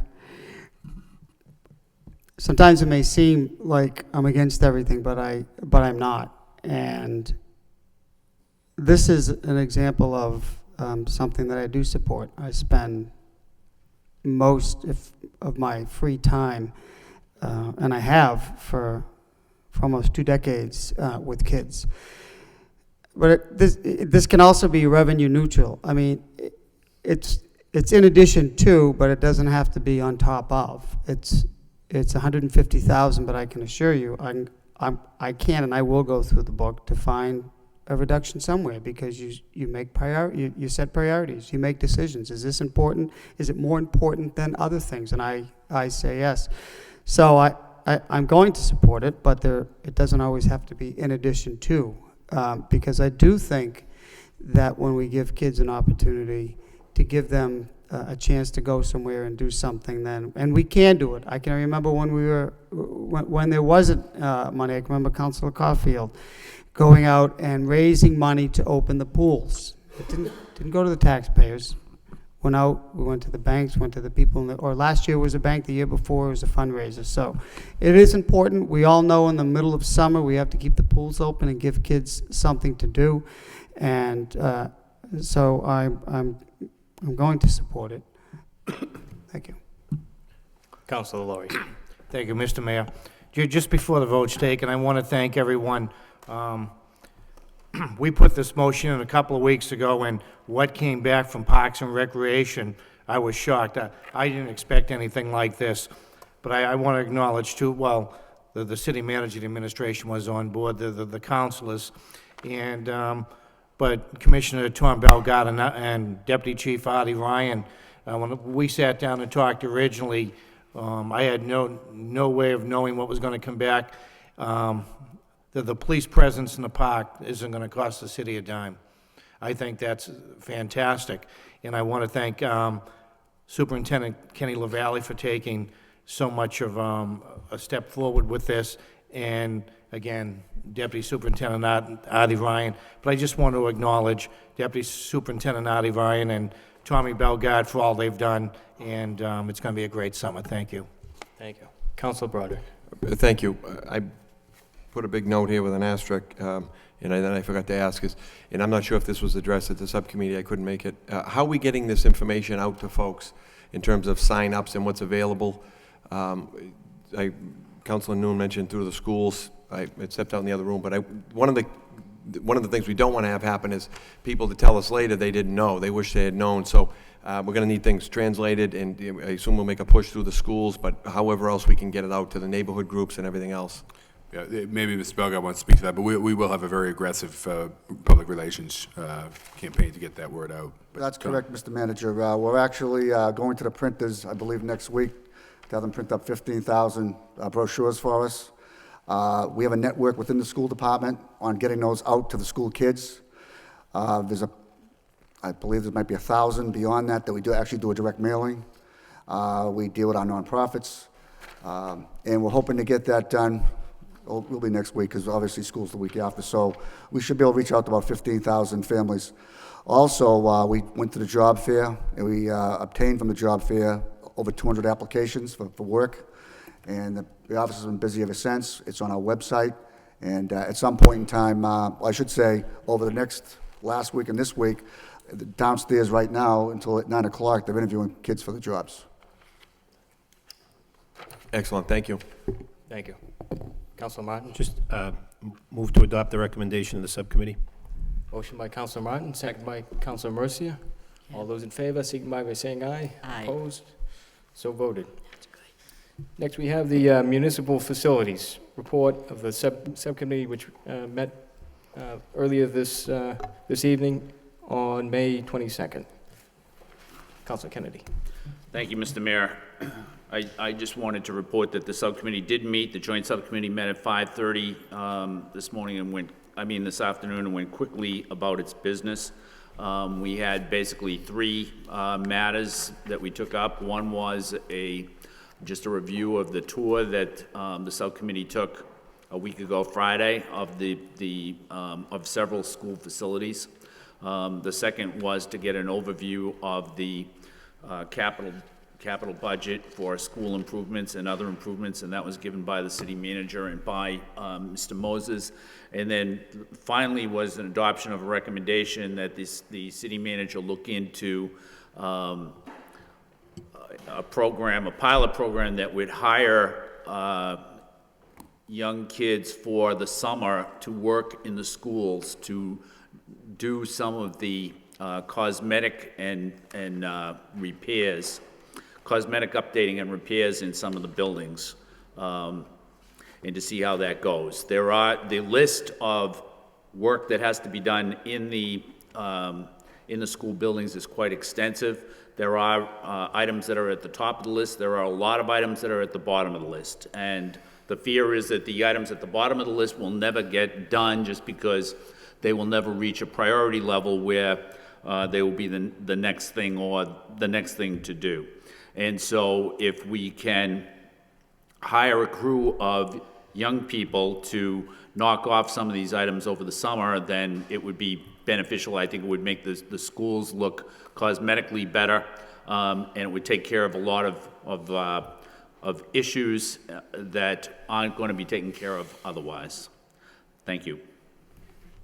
Thank you, Council. Any discussion on the report? Entertain a motion to accept and place on file by Councilor Broderick, seconded by Councilor Laurie. All those in favor signify by saying aye. Opposed? So voted. Next, we have a report of National Grid for the installation underground conduit across Bridge Street on the sidewalk. Entertain a motion to accept and adopt the accompanying order. So moved by Councilor Mercia, seconded by Councilor Noon. All those in favor signify by saying aye. Opposed? So voted. We have another report of National Grid and Verizon New England for poles being relocated for the new Walgreens site at Cornell Street and Columbia Street along Middlesex Street. Entertain a motion to accept and adopt the accompanying order by Councilor Broderick, seconded by Councilor Noon. Any discussion? Councilor Broderick. Thank you. This has to do with National Grid, but not the wires. And it's something that was brought to my attention relative to permits for gas. That apparently there's an issue. I don't know if we have someone from National Grid that we can maybe get to some attention to this, that the people, homeowners are having a problem, or with citizens, whatever, residents, homeowners, business owners, getting permits because cooperation or whatever with National Grid. So, I mean, I don't want to hold up this particular vote, but I think that we need to make sure that they understand that, you know, if they're going to hold people up because they're not going to supply documentation, something has to be done. That's all. Thank you. Thank you, Councilor. Any further discussion? All those in favor signify by saying aye. Opposed? So voted. Next we have, next under general petitions, we have the first petition has been withdrawn. So we move on to the second petition by Joel Wool, Energy Organizer for Clean Water Action, requests to address the City Council regarding transparency and equity in the state energy efficiency programs. Mr. Wool? Good evening. First, I want to say thank you to the numerous folks at the city here who I've been in correspondence with, and that's largely the city clerk, but also a couple of staff in the planning department. Lowell has some really innovative and inspiring energy programming, and it's much broader than that, but it's for someone who works statewide and with many different municipalities, it's been a tool that I've been able to bring as an example to other municipal leaders to show what's going on here, all the different ways city funds, state funds, federal funds have been expended, how community programming is happening, and one thing that I particularly care about is how transparent some of the city operations are, and I'll give this to you from the perspective of someone sitting in Boston. So I normally work out of the Boston office for Clean Water Action. So if I go on the city's website, I can see meetings, I can see meeting agendas, minutes. I can see community planning activities. I can see all sorts of different evidence of the city's sustainability planning process, including even as far as photographs of flip charts where residents gave their kind of dreams for the future, and then there were dot votes on them. So I think you can thank Allegra Williams in the planning department for that. But there's it's just really incredible to see that level of that accessibility and transparency in programs. And the reason I mention this is because the Commonwealth as a whole isn't necessarily following that model. And a major issue at the current time is that what exactly is happening in the state energy efficiency programs, and by that I'm specifically referring to residential weatherization, which is both cost saving and benefits the environment. It's difficult for someone to ascertain who is being well served and who is not. In other words, through direct dialogues with community groups by community organizations and also research by third-party consultants, we've determined that low-income persons, communities of color, renters, and non-English speakers have extreme difficulty accessing some of these energy efficiency programs, which again are cost-saving and benefit the environment. It's a win-win. It's not just a language barrier in terms of translation. There's also a trust level. So in particular, a coalition that my organization works with has worked very strongly with the Boston's Chinese community, with the Hispanic community in Chelsea, and with other groups across the state. And we've seen how when you can get information, when you do have community groups hard at work in this, you do have successful adoption of these programs, which is good for residents, good for the state, good for the environment. There's current both legislation at the State House, and there's also a regulatory process that would mandate specific data reporting by utilities like NSTAR and National Grid, but all the utilities that are enrolled in state energy efficiency programs, It would require them to change how and what they're reporting. In other words, what weatherization measures they're performing and where. And why this is so essential is, again, there's a difference. There's a problem of equity. There are barriers in access to certain groups in certain locations. And by increasing the data that's reported on this, we can expand access to the programs by people who are eligible. Now, I should add that these programs, everyone pays into. Anyone who has a utility bill pays into them. So on your utility, there's a charge called a systems benefit charge. And it goes to fund these energy efficiency programs.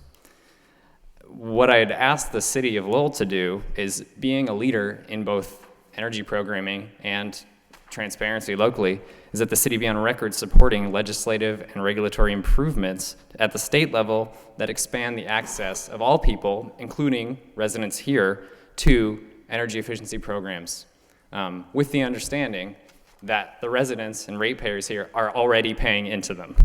So in my correspondence with the planning department here, we've talked a lot about who they've seen adopting some of these weatherization programs and who have not. So we can offhand, through talking to community agencies, say that minority groups in this city have a lower adoption rate. But without this kind of data reporting from utilities, it's very difficult to empirically say that. I will add that there is current legislation that puts forward both this data reporting requirement and also establishes a fund for low-income oil heat customers. And what it would do is it would transfer that system benefits charge that I previously mentioned to also apply to oil heat. And I bring that up because that specific provision is sometimes controversial because it is an added cost, but it's an added cost that's going directly to those who have difficulty paying their oil heat. It's also an efficiency bill, so it's, again, helping the environment. Again, in summary, my request is that the city consider going on record and supporting the data, improvements to legislative and regulatory, that the city go on record supporting legislative and regulatory improvements at the state level that expand the access of residents to state energy efficiency programs. If you so choose, you can also support the specific House Bill 3897, which would, as I mentioned, also create that oil heat fund. Thank you. Any discussion on the petition? Councilor Broderick. Make a motion to refer to the law department. Is a resolution in here? I don't think we actually have anything in front of us, but we can, well, if the petitioner can refer something to the law department. Councilor Martin. Right, but I think we would like to see the petitioner's proposed resolution just be reviewed by the law department, be put in proper form, come back to us. I think that's for report and recommendation. Sure. Motion by Councilor Broderick, seconded by Councilor Martin. All those in favor signify by saying aye. Opposed? So voted. Thank you. So would this be available for the next meeting, potentially, Madam Solicitor? Would this be ready for the next meeting, just so? That should be a fairly easy. But the next week, not I mean next week, but the next meeting. It's actually, that's right, that should be a fairly easy task because it's going to be about three weeks almost. Okay. Yeah. June 12th would be the next meeting. Okay. Thank you. The next item on the agenda is our two claims for property damage. Refer to the law department. Thank you. Motion by Councilor Mercia, seconded by Councilor Noon. All those in favor signify by saying aye. Opposed? So voted. Next, we have motions Councilor Elliott requests City Council vote to eliminate the practice of having a police officer attend City Council meetings. Seconded by Councilor Kennedy. Councilor Elliott. Thank you, Mr. Mayor. The motion essentially speaks for itself. During our discussion last week on police overtime, it didn't just dawn on me, but I just didn't understand why we have a police officer at the city council meeting every single week, and sometimes the meetings go quite lengthy. So I just don't find the need for a police officer here. I can't recall even when the practice began. I think it was perhaps, maybe Councilor Kennedy can share some information. Maybe it was way back when the meetings were a little bit more raucous, if you will. So, in any event, but on a serious note, I just think it's important to have a police officer on the street rather than the city council, and so that's the intent of the motion. Sure. And keep in mind, you all have a role in keeping them less lengthy. But Councilor Martin. I'm not trying to be contrarian, but I actually think it's important to have a police officer here. I know there's not one here tonight, but Yes, there was one. He is here. There He's is in one. He's in the hallway. PV room. Watching you. okay. So, but in any event, it's, as my understanding is, that's good. He's undercover, or she. Last week it was a woman officer. When I was mayor, I met with the police chief, and he had expressed some concerns about security in the council chamber and at meetings, and had a number of ideas to improve that. Some of those still have yet to be improved because of, I think, logistical problems with the layout of the meeting space and the other areas in City Hall. But we haven't had a rash of incidents on Tuesday nights in the downtown. And my understanding is this is just somebody who's on patrol who comes here during the evening. I don't necessarily care if they stay here the whole time, but I think it's important to have a presence here. So I'm opposed to the motion. Thank you. Councilor Mercia. Does this just apply to the city council meetings, or are we speaking for the school committee as well? To the maker of the motion. I'm not speaking for the school committee. Just the city council. Councilor Laurie. I can understand the motion by Councilor Elliott. Many times I sit here and just myself wonder why, but after listening to Councilor Martin, I want to make a second motion to just get a report from the police chief. If he doesn't, maybe he has a reason why he has someone here. And that would be the only suggestion I would have. I don't have a problem with not having an officer here, but again, after listening to Councilor Martin, I'd like to hear from the chief of police, too. The motion to amend. To amend, just to get a report from the chief of police, why an officer is stationed here, or if he thinks there should be one. Yeah. Seconded by Councilor Noon. Any further discussion on the motion? Councilor Kennedy.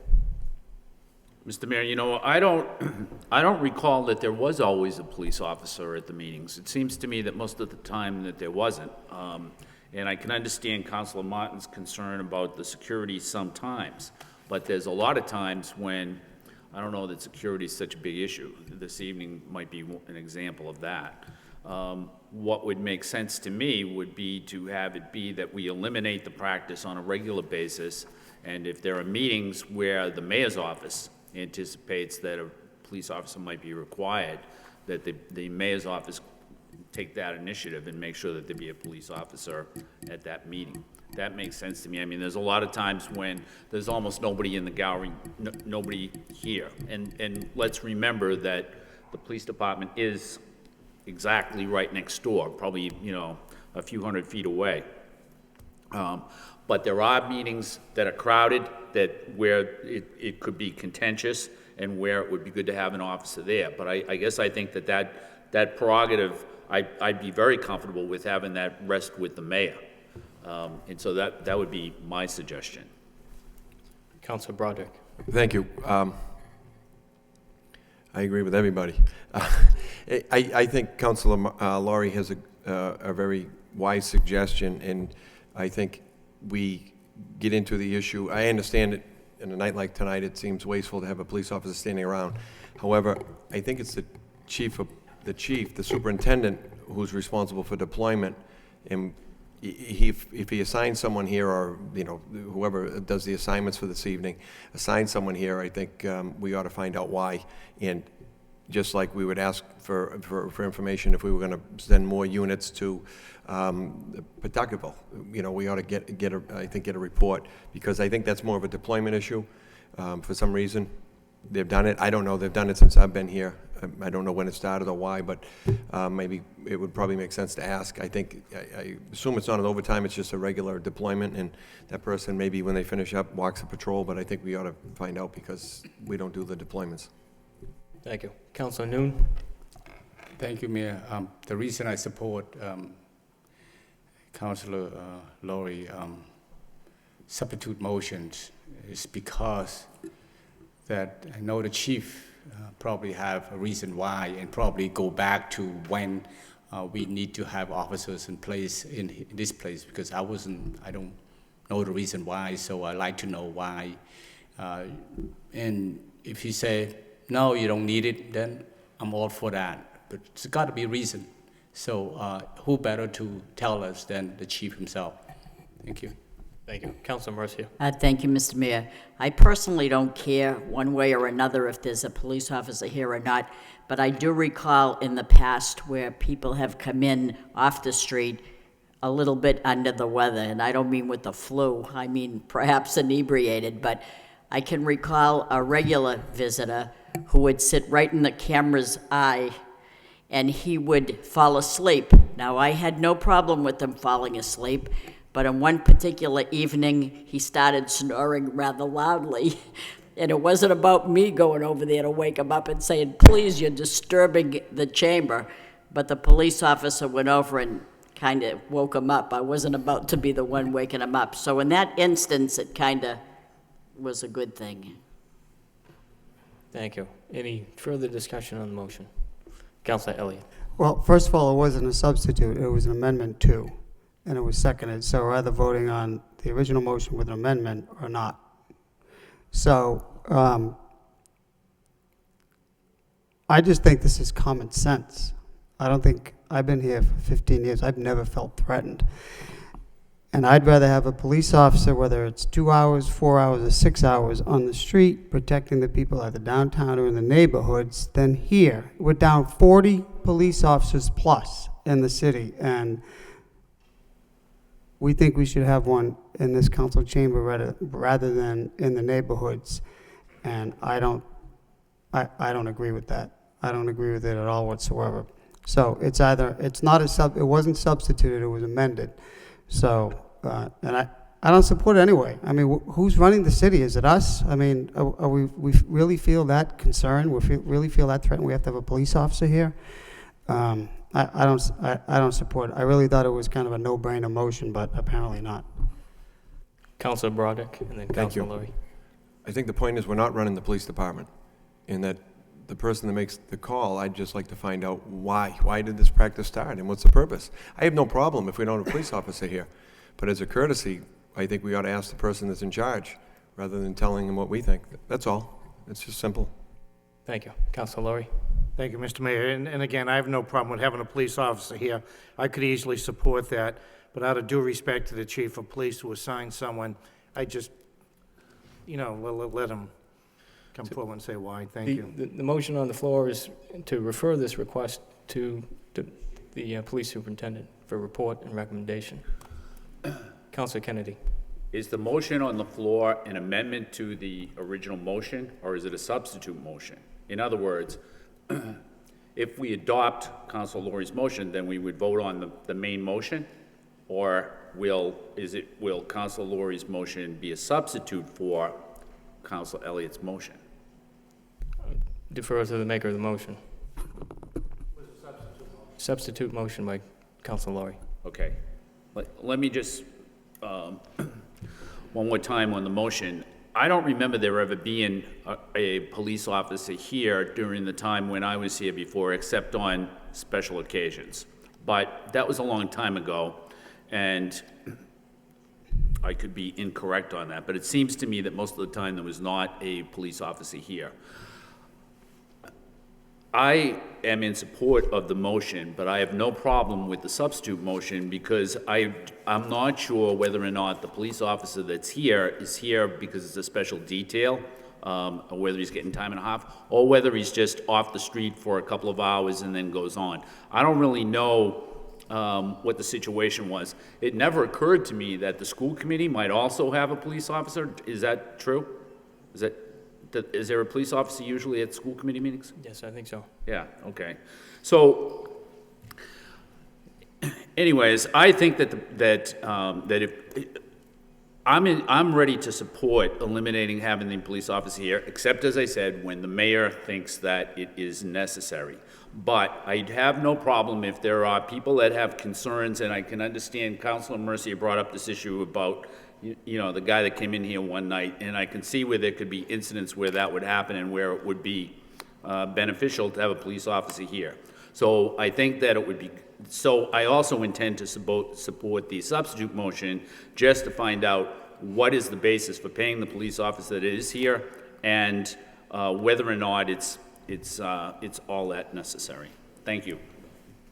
Thank you. Any further discussion on the motion? Roll call, please. Counselor Kennedy. Yes. Counselor Laurie. Yes. Counselor Martin. Yes. Counselor Madonza. Yes.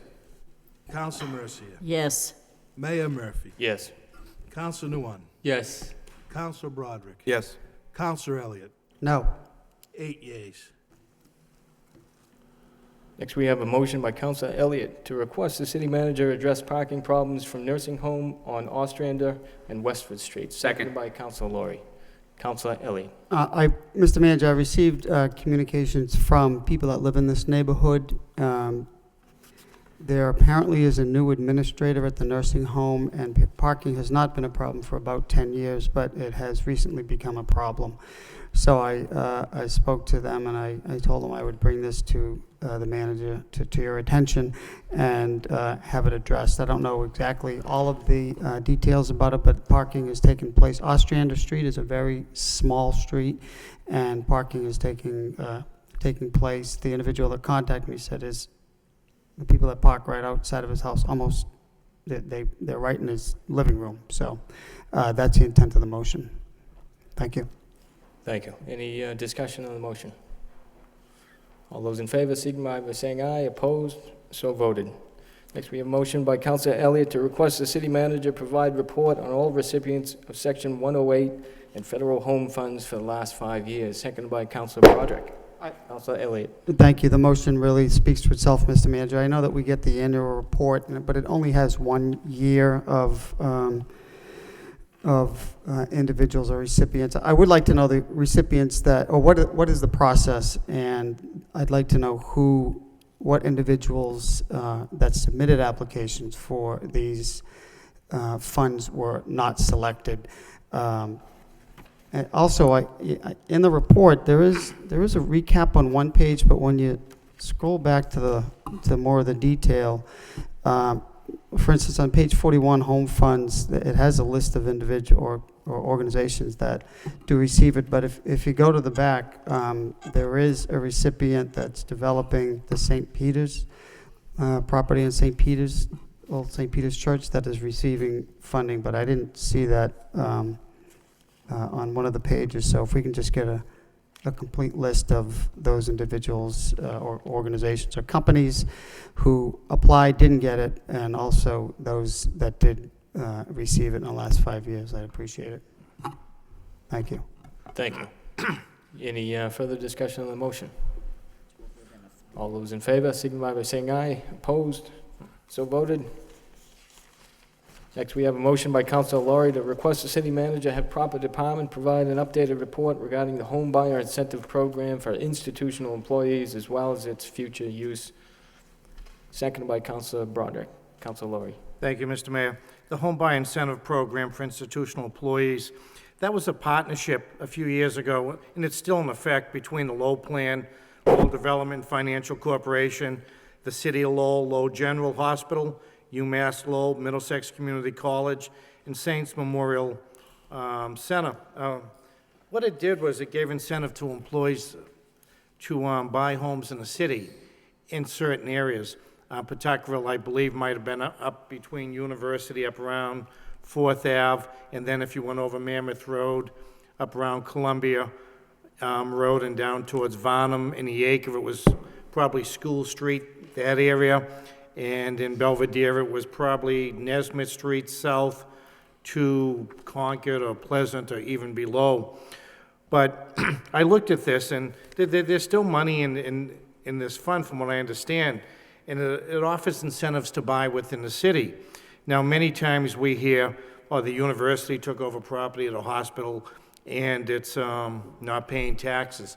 Well, this is a great program where these institutions can give back, and if their employees buy within the city. Tonight, we passed a Parks and Recreation program. I said earlier the high school doesn't charge for the use of athletics. You know, Lowell is always, you heard the term, it's a destination city. I like to see it become a livable city and known as a livable city to attract home buyers in and to build a tax base, expand the tax base with people coming in buying programs. And this is one idea which, and I singled this one out because many of the, as I said, many of these institutions, we always hear don't pay taxes. But if they could, and they're helping out getting their employees by here within the city, that would be a big help. Another program a couple of years ago, Councilor Billy Martin put in a program called Two for Lowell. Same idea, it was incentive for people to buy within the city. And I think these ideas are something we need to get back to and work on. We have a partnership with the university and attract home buyers to the city. Thank you. Thank you. Any further discussion on the motion? All those in favor, signify by saying aye. Opposed? So voted. We have next motion by Councilor Laurie to request the city manager have proper department report on the feasibility of drafting a home rule petition to exclude out-of-state companies from being the successful bidder based solely on being the lowest bid. Seconded by Councilor Mercia. Councilor Laurie. Thank you, Mr. Mayor. This came after years of really listening to people in the city. Businesses in Massachusetts say they have a higher tax rate, and it's harder to bid on jobs in the state and win them. The New Hampshire firms, in many situations, not all, have some type of advantage. You know, and I thought about this, and I thought back over the years some of the exceptions the state of Massachusetts has made. For example, New Hampshire always opened on Sundays. Now within so many miles of the border, stores can open and sell alcohol. And I thought maybe this is one thing we could look at. I don't know if we can even do it, if it's feasible, but at least it gets discussions going and gets the discussion up. How do we help our businesses? First of all, it would, of course, be referred to the law department if we could even do it. The next step, if we could do it, would probably be to talk to the delegation, what type of support it could get down at the State House. But I think if it was legal, if we could do it, and I think we can, I'm not excluding anyone from bidding. All I'm asking is that other factors being included in the bid process other than being the lowest bidder, and that's to help our own. Since I've become a councilor, I go to all kinds of functions, as we all do, and we see the same signs, we see the same ads. It's local companies helping out. I go to LaLasha Park, the auditorium, Songa Center. Again, it's the same local companies giving back to the community, and I'm just trying to find a way to help them. And again, I think it's a two-part process, one going to the law department, if we can do it, and two, talking to the delegation down in Boston and seeing what kind of support they would think they could even get. Thank you. Thank you. Any discussion on the motion? Councilor Mercia. Thank you, Mr. Mayor. I think it shows that Councilor Laurie is thinking, because most advantageous would be people that are equal, but we choose the Lowellian, the Lowell business. And I think that's where he's going with this. I would like some sort of information for this council to give us an outline on the bidding process. For example, when does it go out 30B? And does 30B necessarily mean that we have to choose the lowest bidder? And what if the lowest bidder is a person that we've dealt with in the past that isn't reputable? Because they bid the lowest, does that mean we have to choose them? I think this, at least I'm a little bit confused about it. I'd like to know, when does it not have to go out 30B? These are the questions I think if someone could put together just a sheet of paper outlining the bidding process. This is when we go out 30B. This is when we have to hire the lowest bidder. Yes, we probably can say which is the most advantageous, not necessarily the lowest bidder. But if two people qualify the same, the advantage goes to the Lowellian. If we could have some sort of a breakdown on what that's all about to clarify it, that's my concern. But I do support that because these are the people in the city that are businesses. These are the people that give time and time again when there's flooding in Pawtucketville, or when there's a charity event, or when there's a need to raise money for someone. It's always our local businesses that step up to the plate, and I like to make sure that they're rewarded to some degree, that we give preference to our Lowellians. So I can support this motion, and I don't know if it's legal that we're doing, but we're going to check. So that's good. Thank you. Thank you. Councilor Broderick. Thank you. I think I definitely would support getting a report, getting more information in terms of what the process is. And I think there's different levels, different amounts, call for different processes. I think that would be important as well.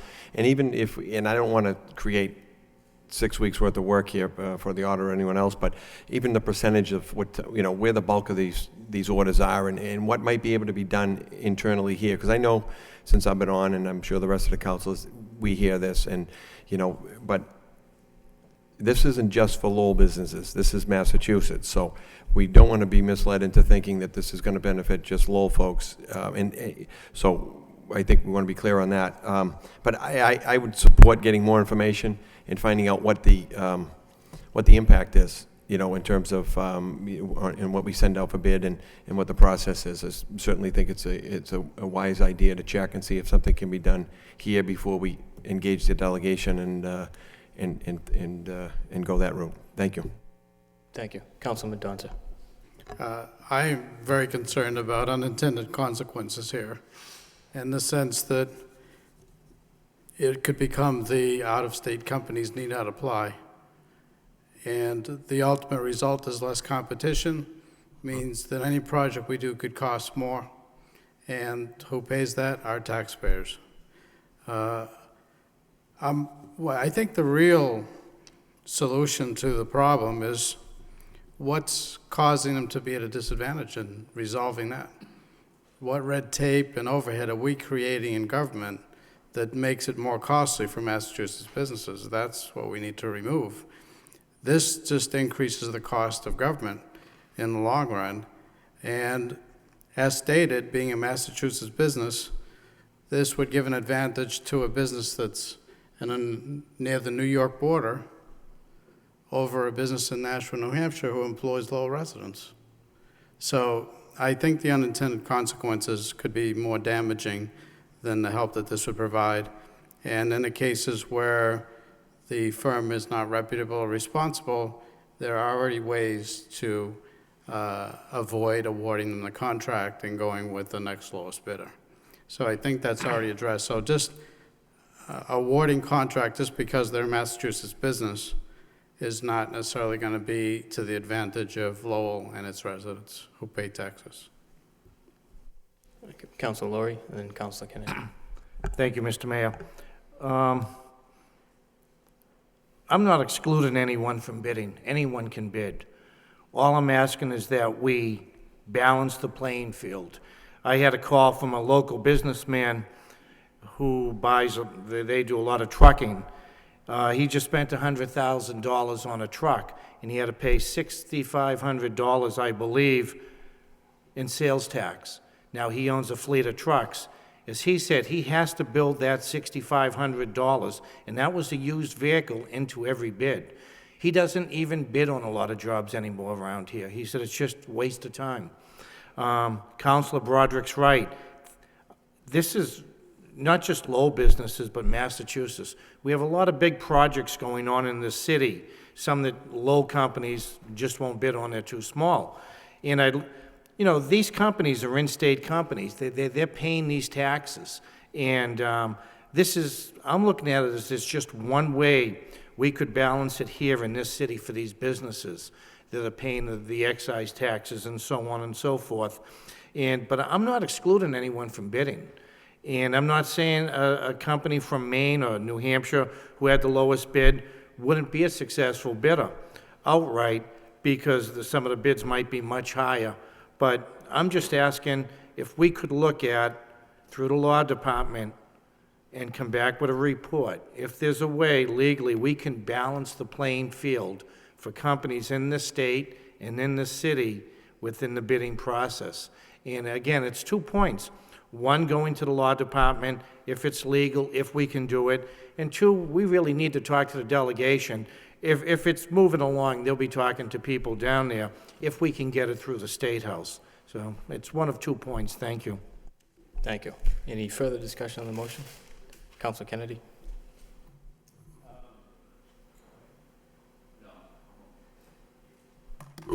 Fair enough. Councilor Elliott? I don't understand what we're bidding on. Councilor Laurie just indicated that he's not trying to prevent bidders from out of state from bidding, but that's what the motion says. So the home rule petition would be to exclude out-of-state companies from being a successful bidder. Well, I'm just asking the maker of the motion, what is the balance that we're trying to, there's bidding laws. Either we have bidding laws or we don't have bidding laws. And I have some concerns with throwing out bidding laws. That's how you achieve the best possible price with public funding. So to the maker of the motion, just a little explanation as what leveling the playing. Okay. Councilor Laurie? No, I appreciate the question by Councilor Elliott. Again, I talked to an individual today who owns a trucking company. He called me at the house. Every time he buys another truck, some of these trucks, I guess, go up to $200,000. The most recent purchase was used at $100,000. That's $6,500 in taxes he paid, excise taxes, that companies just across the border don't have to pay. I talked to another business owner who, on a different issue, who has a business here in the city. He said there's and he named 2 or 3 companies in his direct line who moved right over the border to save money, yet they're winning bids in this area. So I'm just looking, is there a way we can base it on what they may have to pay in Massachusetts as opposed to and helping some companies in the state? Again, it's to generate discussion, it's to see if it's legal, and if it can get through the State House. Thank you. Thank you. Councilor Kennedy? Thank you, Mr. Mayor. Councilor Elliott is correct. The motion does say exclude, but I think that the motion is well-intentioned. But I also think that probably referring it to the law department is probably the most prudent thing, because it very well could be that the motion or that the whole premise of excluding companies from out of state would be prohibited because of interstate commerce. And so that the whole thing could end up being unconstitutional. But it would be, I think it's worth at least finding out. I think the motion is well-intentioned, and I think that we should at least send it on to the law department so that we can get an answer. Thank you. Councilor Elliott? Well, bidding laws have been put in place for a reason. I was sort of just going to mention the same thing Councilor Kennedy did. There are many regulations, laws, statutes regulating bidding, and I just don't believe that we can just say, well, we don't want out-of-state companies to be able to bid. I mean, we may get better prices based upon whatever the issue is. Now, that doesn't mean that I don't empathize with companies in Massachusetts. The cost of doing business is significantly more, and it's frustrating. We take votes here all the time, whether it's meals tax, hotels tax, local options, that affect our businesses. But I think sending a home rule petition down to the delegation that does not have no chance of passing puts them in a very precarious position. 30B is put in place to level the playing field for all businesses in Massachusetts. And maybe it's well-intended, but I'm not supporting it because it doesn't make much sense to me. So that's all I want to say. Thank you. I'd just say as a note of clarification, as I read the motion, I think perhaps it's confusing as it's written in the negative, but if put in the affirmative, it would, as I interpret it, it would be a kind of local preference in the purchasing policy. And I think that's maybe the intent that some of the councilors have inferred from it. Councilor Broderick. Thank you. I understand the intent of this, but it does say based solely on being the lowest bid. And I think that the intention by Council Laurie is to say, look, rather than kick, and that's the sole qualifying figure or justification for the bid to try and help local businesses. I'm open to suggestions by the law department. Absolutely. I don't know if there really are any, because it may be a situation where, because we have employment tax in Massachusetts, our workers' comp is more expensive, that if we're going to somehow discount that, the city's going to pay it. Is essentially that might, because it's kind of like the health insurance where they're saying, wait a minute, this is just a shift, and that may be the case, but I'm not opposed to asking to get the information, because I think there may be something we can do on the smaller amounts that don't require the same process. So I'd be interested in getting the information, and that's it. Thank you. Any further discussion on the motion? Councilor Elliott. Just a question, Mr. Mayor, to the law department. Is there not an ordinance on place, Madam Solicitor, that gives preferential treatment to a certain percentage of contracts, for construction contracts? I believe it was adopted in the 90s. Madam Solicitor. I believe that the ordinance that was adopted was ruled unconstitutional, or it violated state laws, and I believe that there was an SJC decision on that case, if I'm thinking of the same one that you're thinking of. Thank you. There is That was it was a different issue. There are 30B does speak to these types of things. I know that in the past there's been exploration of having just local bidders.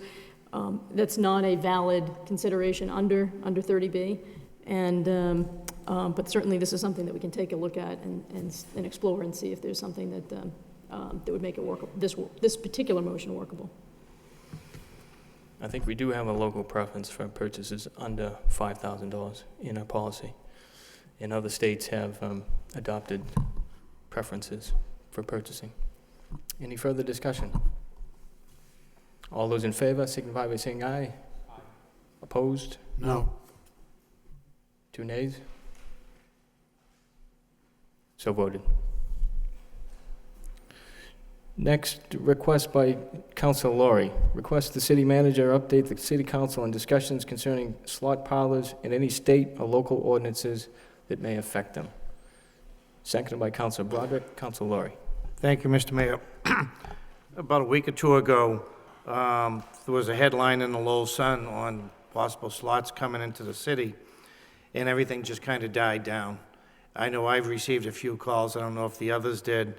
What's going on, what happened, what kind of fight is the city looking at to bring them in, what kind of state laws are there, and it just put out a lot of conversation in the street.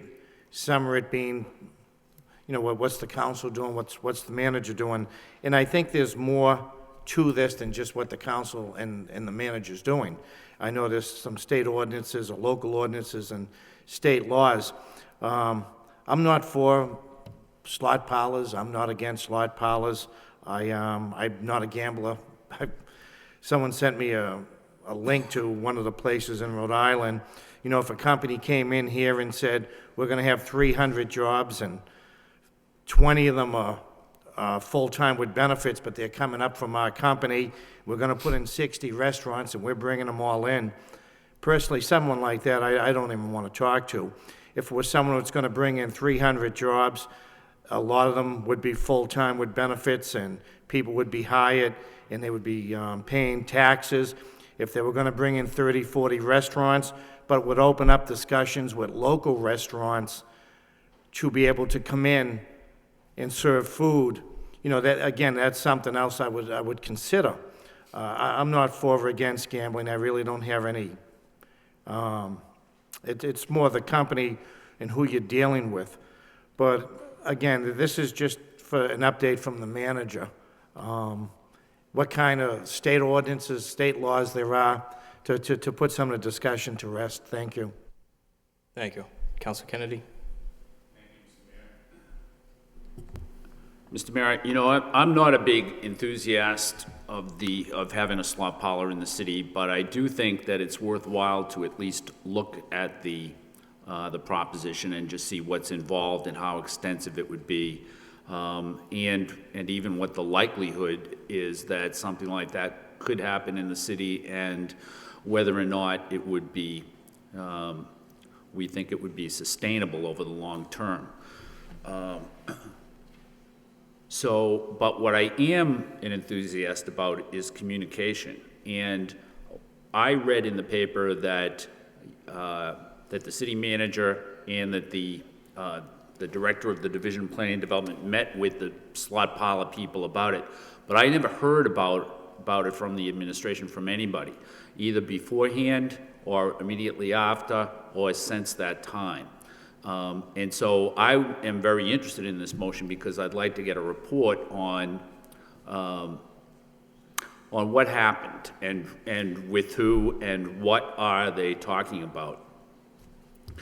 Is there a reason, Mr. Manager, why we didn't get anything on that, or was I left out of the loop on that, or you know, what was the story? Don't you agree that there should have been, that the council should have been informed if the administration was meeting with slot parlor people? Well, actually, Councilor, I didn't meet with them. Mr. Bakey did meet with them, and we were approached by businesses on a regular basis. I did send out a text message. I happened to keep that one on 5/2, which was a day or two before it actually hit the paper. I believe the councilors all received that, and I actually have it right here. I don't do text. Oh, okay. I wanted to get it out. I've never received a text message and never sent a text message. Well, you've now received one, but I apologize that I did send it out because I wanted you to know before it hit the paper. But we get approached by different companies on a regular basis, and a lot of times it's not going anywhere. And rather than set everything all abuzz until we get a little bit more indication that there's some seriousness to it, then we just wait. Well, yes, but I mean, there was a big article in the Lowell Sun about it. It wasn't, you know, so there was some buzz about it. I apologize that you don't text. That was my... Well, whether I text or I don't text, even still, I mean, is that all you did was send everybody a text and that's it? I mean, how long was that? Yeah, just basically saying that we had been approached and there really isn't a lot of information that goes with it. But okay. When they approached the city, was it because they were approaching several different communities about citing a slot parlor? They indicated they were talking to a number of communities along a highway. Okay. And who was it that came to us? Who was it that approached us? I don't have that right. I mean, there was an article in the Globe today that two of the larger bidders have dropped out. And so it seems to be, the whole casino slot parlor thing seems to be losing a little steam, it seems to me. Right. So you're not sure? Can we get a I don't report have on this? Yeah, I mean, I guess that's what the motion That's asks what for. the motion is, right? Yeah. Council Laurie. Thank you, Mr. Mayor. And the other part of that was, the state of Massachusetts isn't going to give out a lot of licenses. And it's my understanding there's only going to be one or two. I think there's And that's what I'm telling people. And and there's going to be a lot of probably competition for those licenses from certain areas. And do we know how many licenses? I believe there's only one Just- slot parlor. Just gonna be one? That's my Okay. understanding. That was, and again, this motion was just filed because there was some debate in the city, some talk, and it's not like the state of Massachusetts is gonna give out 15 licenses, you know? And there are some, I think it's Raynham down there is in strong competition. I think Salisbury was trying to get into the discussions. So I don't know where Lowell would fit in. These places already have gambling set up, so that was the idea of the motion. Thank you. Thank you. Councilor Martin. Thank you, Mr. Mayor. I certainly don't oppose the motion getting a report, but, and I wouldn't consider myself an enthusiast of gambling either. However, to me, this is much ado about nothing. This slot parlor is going to end up at one of the racetracks, and I'm willing to wager that, and we'll take all the action I can get on that issue. Thank you, Councilor.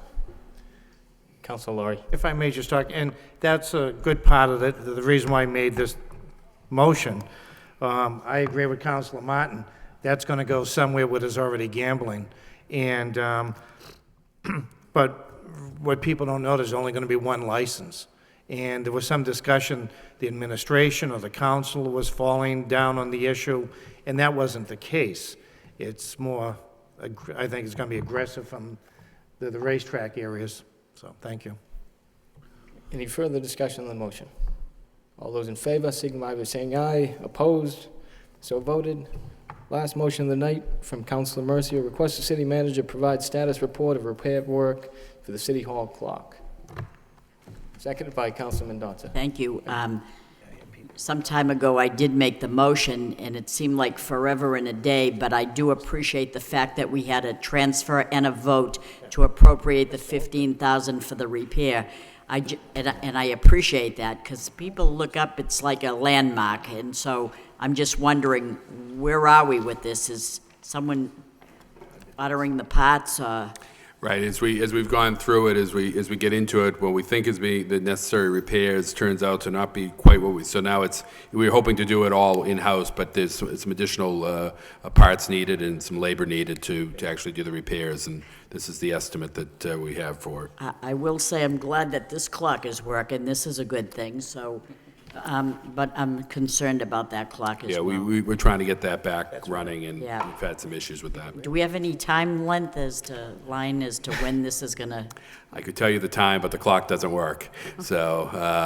do we know when it might be working? Do we have a timeline for that? I don't know. I hope within the next 30 years? 30 to 45 days. Okay, thank you. Thank you. Thank you. Any further discussion on the motion? And I know everyone. All those in favor signify by saying aye. Opposed? So voted. Thank you. Thank you, Mr. Mayor. I know that everybody wants to adjourn and go home, but if I might talk about, very briefly, the events that are coming up this weekend with our veterans. Sure. Thank you very much. On Saturday, May 26th, the Greater Lowell Veterans Council will meet at 10:30 right here at the Ladden Whitney Monument in front, by City Hall, and at 11 o'clock at the Lowell Memorial Auditorium. So I'm just saying this so the people at home will take part in the memorial events with us. Sunday, May 27th, the Greek American Legion on Worthen Street at 12:30, they'll have their service, and their ceremony will begin. And on Memorial Day, on May 28th, the Veterans Memorial Day service at Centerville Memorial Park. On behalf of the Veterans of St. Louis Monument Committee, they're inviting everyone at 9 o'clock down on Annell Street, and they'll be unveiling 4 benches. There's 55 red bricks with veterans' names on them. 2 urns were donated by the owners of Top Donut. The committee would like to thank the city manager as well as the city employees, DPW, and the commissioners, the Parks commissioners, for the great job that was done over there. There was city support for that, so the committee wants to publicly thank everybody and you involved in that. Thank you. Thanks, Mr. Mayor. Thank you. I'd entertain at this point, motion to adjourn by Councilor Broderick, second by Councilor Kennedy. All those in favor, signify by saying aye. Opposed? We stand adjourned.